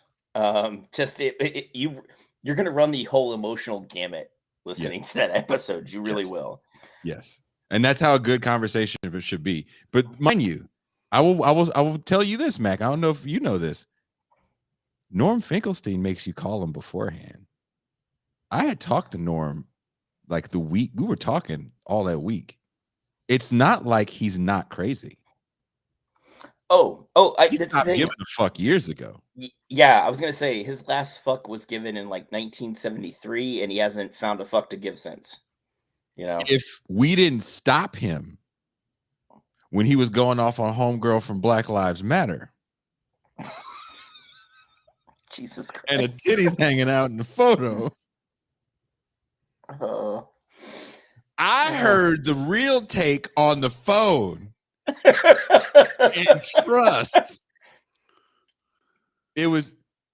I love those. Look, I do this shit because I love talking to people and fucking talking shit, and I love learning shit, and I'm always learning shit with this. It's fun. I love the call-ins, even when people push back. I love fighting with Pascal because I'm just that evil. But I seriously fucked up by not sending Marcus that book. Are you gonna send it though? Are you going to send it though? You're on air right now. Here, you guys talk. Be cute on air while I'm gonna do it. Marcus, we both are here. We've seen Jason not send you shit. And even though he's saying, hey, you both are here, go ahead and talk, I'm gonna send it, I still don't believe it's gonna be in your hands soon. I don't either. I'm opening my keep talking, be adorable. Hey, talk about Olympic doping. Oh yeah. This whole fucking thing. Yo, Marcus, we gonna do this right now? Cause I'm Jason, are you giving us the green light right now? I'm guessing because I feel like the only thing to say is myself off air, because also I just got my production notes from the Real News where we get scolded for things we shouldn't say. All right. So Marcus, I've literally I kid you not, I had an article I wrote about how we should not hold the Olympics anymore, knocked down by a very big leftist publication organ, and I will tell you specifically who it was when we're not here. All right. But one of the people I highlighted, actually two of them, was Simone Biles and Sha'Carri Richardson. Like two of the specific examples why we shouldn't do it anymore. Yeah. Right? Sha'Carri Richardson brought up a great point.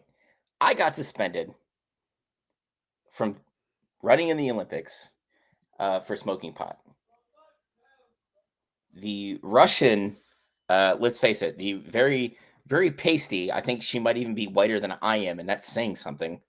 Russian skater tests positive for a performance-enhancing drug, and Yeah. because of appeal, she gets to continue to compete. Like, what in the actual fuck?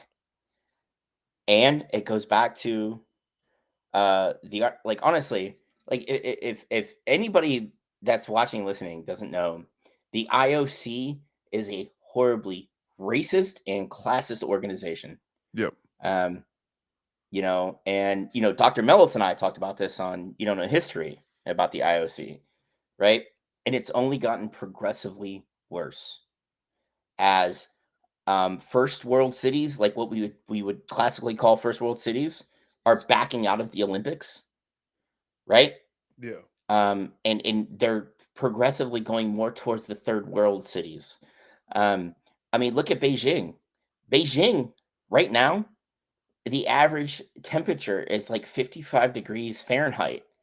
They're like, everything they're doing right now for skiing and snowboarding, it's all artificial snow. Yeah. Like, That's so with the whole doping thing. I got the Yes. email. I got the email. Wait, you actually got it, I Marcus. got You the got the book. book. Got the book. All right, Jason, you're off the hook, man. I You're off did the it. hook. I But- did it. But You're Marcus off has the a good hook. point he's going to make. I'm going to shut up. Yeah, now I actually have to read it. Fuck. But the nice thing too is, like, I pretend that I don't just like wake up early on Saturday mornings and read through an entire book, in like a few hours while like being just an asshole to my partner. I'm like, I gotta read, leave me alone. I might get to like 10 pages tomorrow and then put the rest off until Saturday morning. But either way, that's the thing that's like wild with this is that like you're like 100% right with these, like, with the comparisons, and just how fucked up it is. The thing that's like kind of just drives me wild is like, how old is this girl? Honestly, I don't know how old the Russian girl is. Like, I think she's I like have no 16, idea. 17. Yeah, She's she's under a teen. 18 though, for Yeah. sure. Right. And like, so like, this is the thing that bothers me. This is bothersome for me. And like, really, when it comes to gymnastics, a very similar type of like there's like a pipeline where young girls are segregated and bred to be Olympic champions. Let's not just say young women. It's young men as well. Because like for a very U.S. specific, Nasser didn't just sexually assault women. He assaulted men too. Like, Yeah. there were male Yeah. gymnasts involved in that. So it's not just women. And that's where like and taking kids and then and that's where too it's like their whole lives are influenced and dominated by a sport. And then you come to on the grand stage, it shows that, performing enhances drug of a minor, right? So it's like that she and like that's thing is like you find a 16-year-old with pot, like that 16-year-old wanted the pot and found the pot. Yeah. Olympian, it's like 17-year-old Olympian caught with fucking steroids or performance enhancing drugs. It's never been her choice. Yeah. And like this is the thing that's like really fucked up for me, Yeah, and this is what honestly kind of rankles for me. I'm not gonna say it's fucking with me, but it bothers me a little bit. Is like Russia is not participating in this Olympics. Their Russian athletes are participating under the Russian Olympic Committee because Russia's banned from Olympic competition, right? But this is giving. I mean, honestly, they did the ROC. They did the ROC shit for this, Marcus, for the athletes who tested positive prior to competition so they can compete. So this woman, this young lady, I should say, was either, she's a minor, so like she was coerced into taking performance enhancing drugs during competition, right? Yeah. And Putin has made it one of his priorities to prioritize Russian sport, right? Whether it's hockey or figure skating or whatever it is, right? Like it puts his uh it's announcing his presence in that to the world stage, right? Like my athletes are great. Yeah. Even though he literally got busted for I mean, this is doping, like this know. is like, and the thing is too is like, if you haven't been paying attention to international sport, Russian doping scandal shouldn't be something even surprising or new, Oh yeah. but Yeah. and like like they And again, I'm gonna go back to the episode I did with Dr. Mellis. Russian doping has been a staple since the 50s. And it wasn't even just Russia, during the Soviet Union era. It was the entire Iron Curtain footprint. It was Hungarian athletes, it was Czechoslovak athletes, it was Yugoslav athletes before they went the non-line route. Like this was a normal thing for athletes to do because honestly, whether we like to admit this or not, um, the capitalist West did the same thing. They were just more discreet about it. That's all it was. They were more yeah discreet. yeah no, and Um, I mean, like, this is where I don't doubt, like, many and all, right? Like, and that's, I mean, there's fucking plenty of fucking high school football players. dude, especially in our neck of the woods, dude. Ohio, come on, Oh, dude. Come yes. on. Yeah. You know, But and this is where, like, the whole thing kind of seems just like fucked up. Is we just don't live in a world where anything can just be for fun, and the fact that, like, you you have this huge grand event, you end up building this bullshit infrastructure that's like a completely dredge on fucking society after this sport's done. You know, all of these international communities fucking come together, and like it it all is just like a sham, right? Of like what some ideals that the world could be of, oh, we're just coming together to compete and all this type of shit. All the end oh of the my day, it's God. like going back to like fucking war crimes and genocide and all this types of Yes. shit. Okay. And this is one of the things I wrote about, dude. Right? Like people don't realize the sheer amount of people that get displaced to build Olympic venues. Beijing they're reusing a lot of the venues that they used during their Summer Olympics, Yeah, right? yeah, But do, nobody fucking cops to the fact that almost 1.5 million people were displaced to build the venues for those Summer Olympics. Like literally bulldoze their houses and move them someplace else. Japan in Tokyo, 750,000 people lost their homes to God build damn, venues Jesus. that nobody sat in because of COVID, right? Montreal hosted the Winter Olympics in 72, Marcus. Do you know when they paid off all the loans they took out to build everything? 2013. 5 years ago. That's when they finally paid the last bill, Jesus. right? These fucking games, okay, and let's face it, since we're in the United States, let's cop to this. Most people don't give a shit about any of these sports except once every 4 fucking years, right? No, there's no one like the fucking like double skeleton. Like no one gives a fuck about No. like bobsledding and oh, we going to the fucking bobsledding match. Championships coming up. Oh, who you got? Well, fucking like You're exactly right. And if you look at the more popular summer games, even then, nobody gives a fuck except when it's the Olympics year, right? Nobody yeah. cares.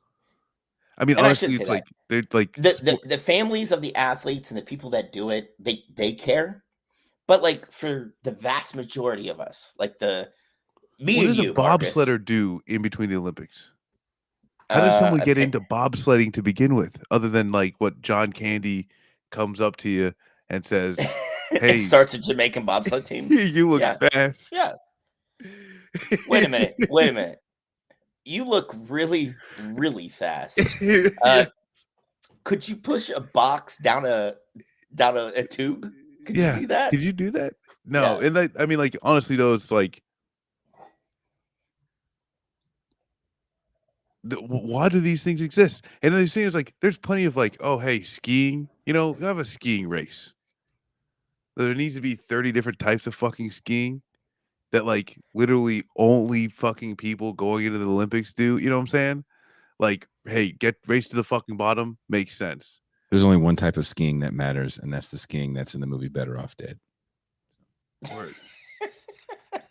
But like, I mean, you don't like these sports only exist in the Olympics. You know what I'm saying? Like you yeah, and like that's where too is like basketball, soccer, wrestling, fucking rugby, the big rugby. international ones, right? Yeah, Yeah. but you're absolutely right. Like I'd be more okay with golf in the Olympics, and I fucking hate golf.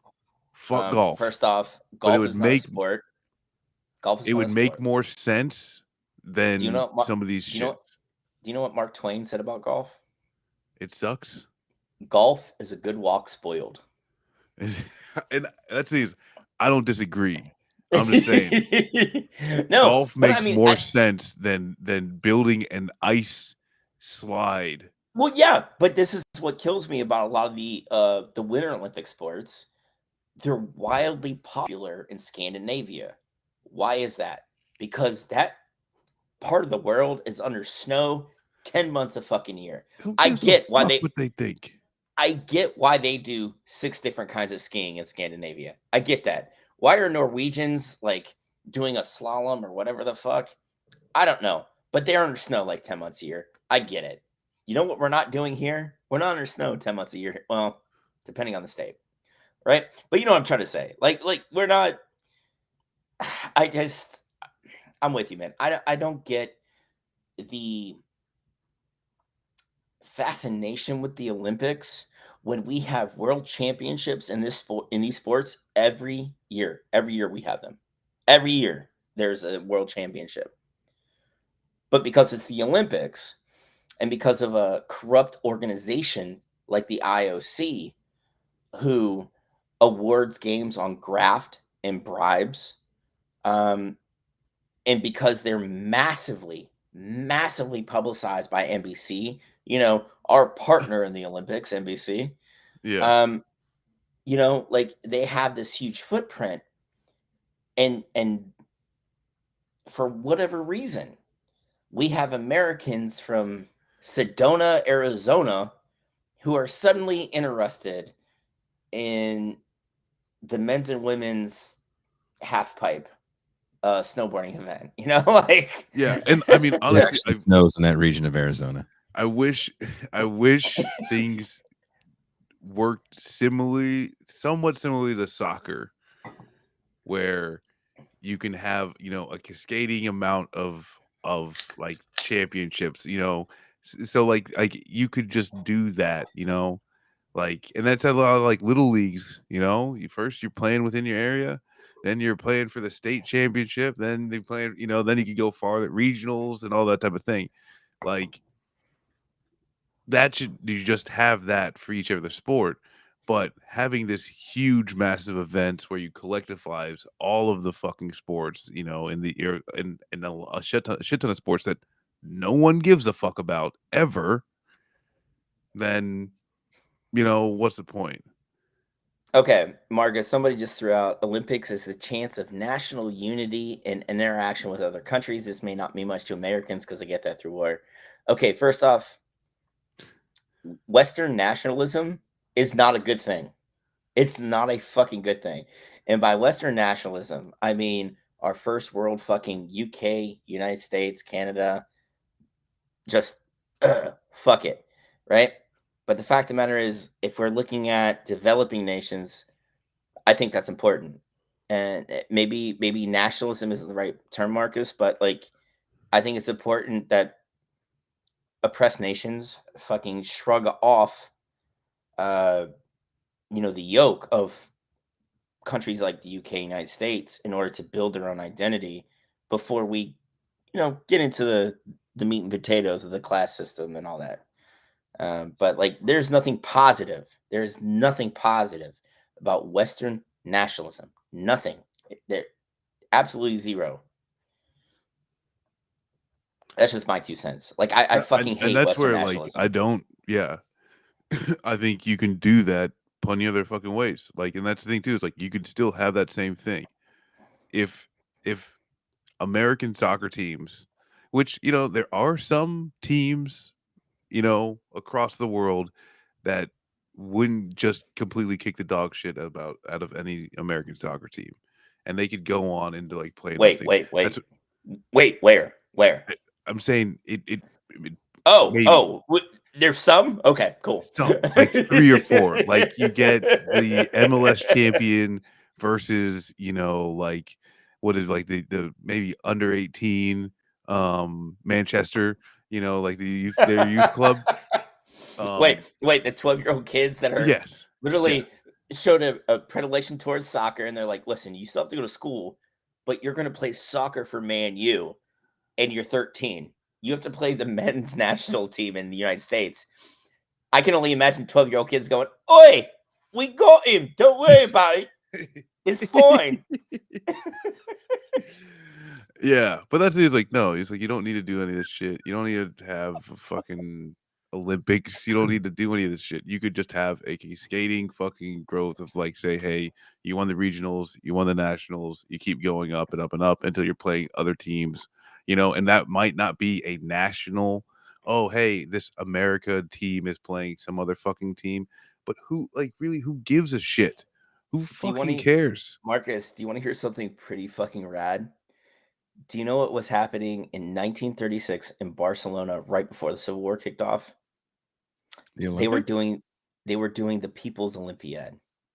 The People's Olympiad to compete against Berlin's 36 Olympics. And like literally it was for the people.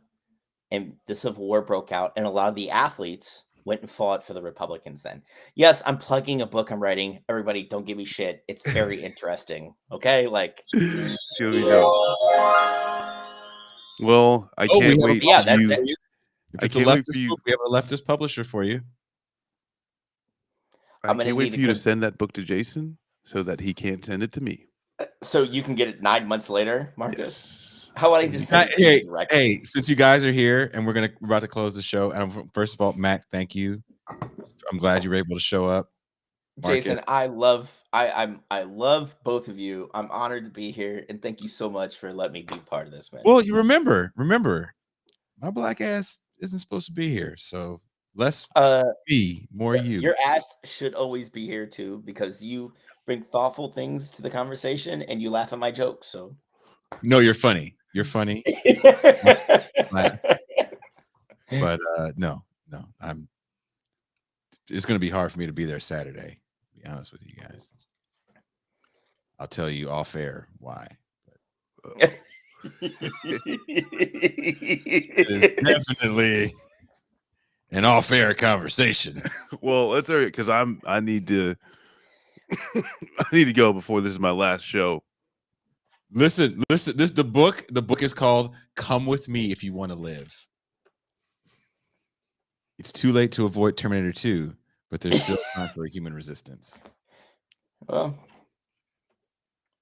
the only real this is gonna be so much fun.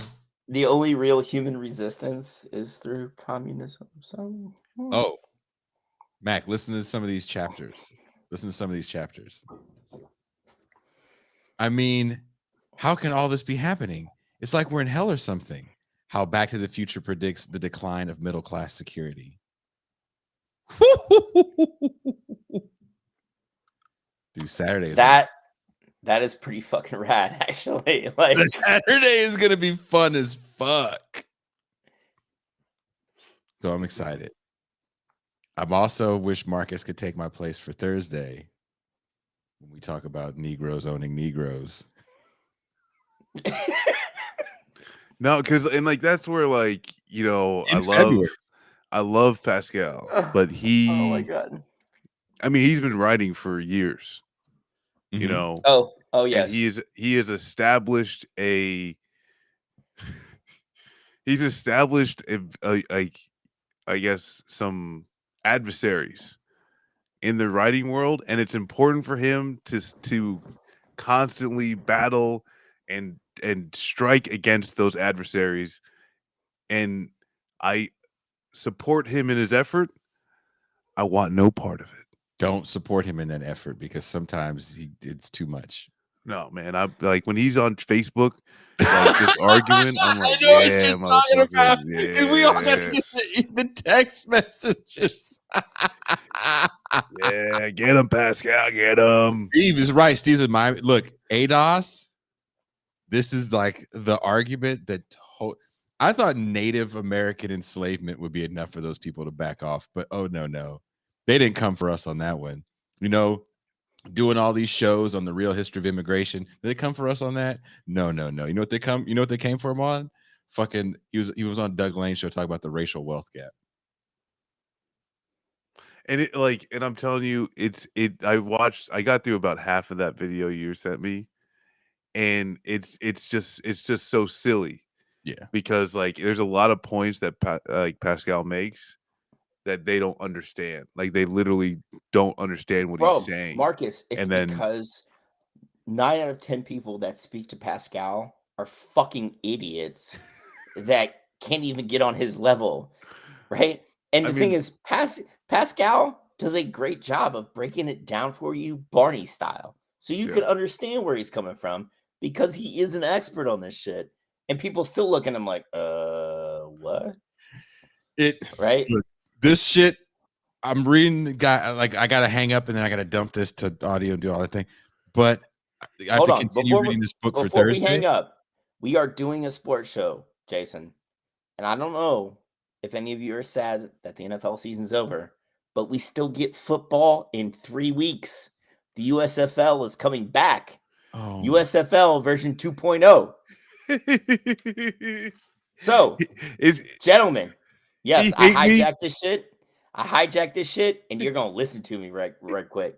I need you. You know what? Hold on. This is what we get to do, Mac. All right. As show producer, I get to do this, Mac.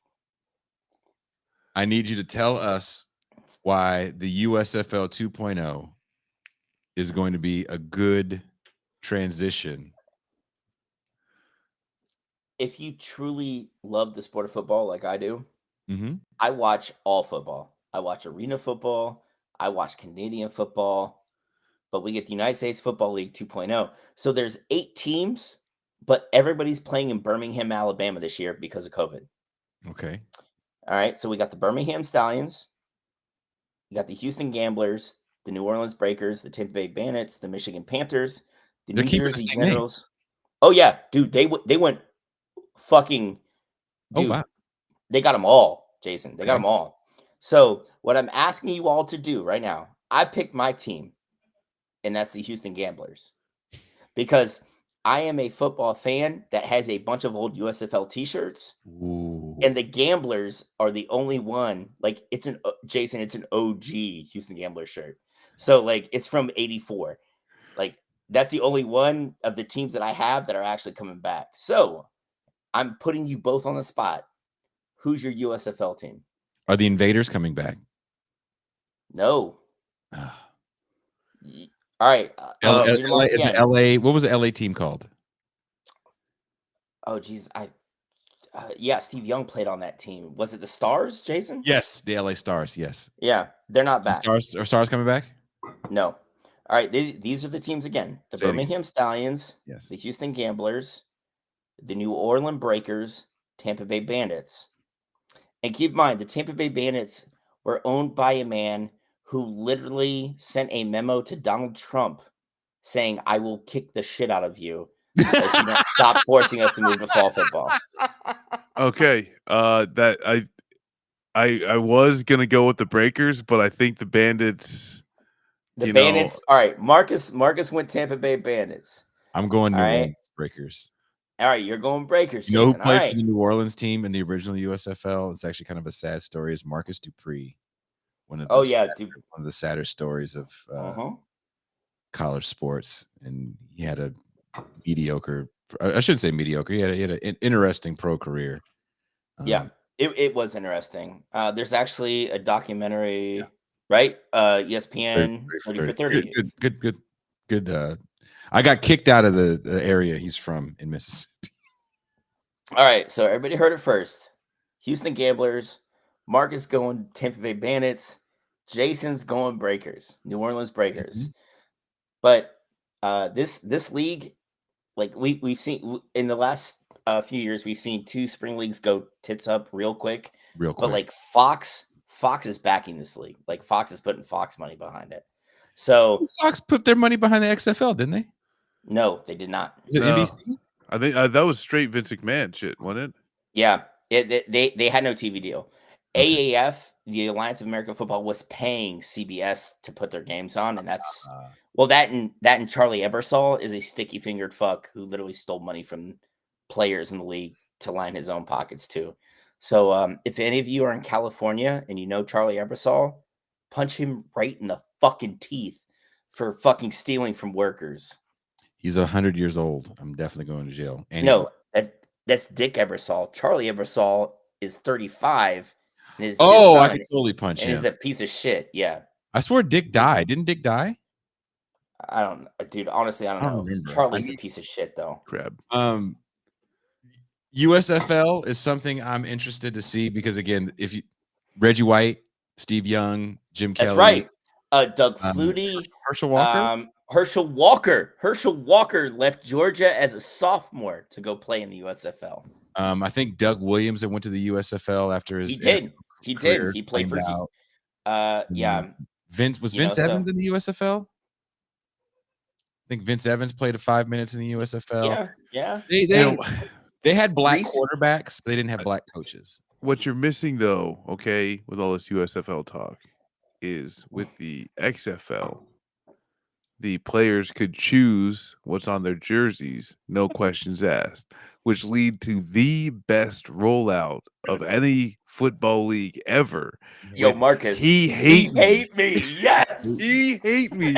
And then like layers, like some layers, like so why he hate me? Because he hate me. And then he just runs down the field, ends up like scoring fucking 6 touchdowns. Like, come on. His name was Rod Smart. And he played for the Carolina Panthers and the Philadelphia Eagles after the XFL 1.0 folded. Yes. He hate me. Shout out. I'm excited to see like the resurgence of certain people's careers, right? That's the thing that happens sometimes with these leagues. Like you get guys, Kurt Warner, goes to Europe. And NFL Europe in the NFL. But like for me, it's giving players a chance to, one, continue playing. And 2, it's going to give them extra game tape to maybe make it into the NFL. Yeah. Like, I think that's important. And, like, for me, I don't give a fuck what anybody says. The most powerful union in this country is the NFLPA. Those are still laborers, whether they make $1 million or not. I want them to have jobs. I want them to play ball. And honestly, like, dude, I'm a bullshit writer right now. You know what I mean? Like, I'm working 2 bullshit jobs and writing on the side. But, like, that's my passion. And we have young men that have put everything, like Marcus was saying, dude, like they sacrifice themselves to fucking play in high school, in college. And there's 32 NFL teams, 56 spots on each team. This gives somebody else an extra chance to continue playing and pursuing their passion. I think that's a great thing. Yeah. And it's like, I mean, like, we'll see. Will they be the league that has the first woman playing professionally? Who fucking knows? I would hope so. I would. This is something like my fucking like hot take on like any of this shit. Like some of the issues. Hot take machine. Okay, make sure this is the clip. Now, like really, like at the end of the fucking day, where like the leftism for me comes in is that we talk about black coaches, like bringing up owners and stuff like that, selling tickets. If players voted for who the coach was, would we have black coaches? Would we have had black coaches? And this is something that I've talked about, on on some other shows that aren't even like as left in ideology as I am. But it's like you frame that question to people, this is why we talk like we think it's important to talk about sports, is because you can actually frame these things in ways that's like, no, this makes a whole lot of sense. Of course there'd be black coaches. If you took a majority of players and say, we got to sign off on this shit, of course there'd be fucking black coaches. Black coaches would be keeping their jobs when they get them. And and that's where it's like we kind of like harping on is like, so like that's what was nice. Let's talk about like football and like all these leagues and shit like that. Like for schools, like I don't think sports and schools should they shouldn't be tied together, right? You should just have a fucking, this is the football team in Columbus, and you get fucking players, and then there you go. It need not be this huge profit driven fucking thing, to which case like the highest paid state employee in any state is who? The head Football ball and coach. basketball coach. Yeah. Well, So, like, Marcus, what's up? These things, like, those are like the two things too that like like we didn't really get to, but as far as like big structural shit of where we can still play sports and enjoy ourselves, but in a manner that like really takes away the dredge of what like the sports leagues that we fucking watch now, is like, yeah, players actually control the same shit that we talk about, right? Of when it comes to theory is, no, yeah, when the people who do the work actually have decision making power, a lot of the fucking ills will be able to be solved amongst themselves, dealing with those contradictions. Yeah. well, 1920, before it was called the NFL, Fritz Pollard and another famous black socialist, Paul Robeson, went on to coach their teams to 13-0 record and a championship. So Facts. when the league was a little more democratized, right? Before the owners had the monopoly on everything. Yeah. Fritz Pollard, actually, I didn't say it in that last clip, he actually started a black league for a while. But he left because sports wasn't as profitable as Hollywood. That's another story. Guys, we've been talking for over 2 hours. Way too This is long. supposed to be an hour-long show. I apologize. Yep. Oh, don't apologize. We had some great fucking conversations. This is going to be an audio podcast tomorrow. So let all your people know. I'll send you guys links tomorrow. Thank you guys for listening. Tomorrow night, Pascal and I will be here at 6 p.m. Pacific time to talk with Jackie Lukman, asking the question, is there a revolutionary capacity for music and the arts? Yes.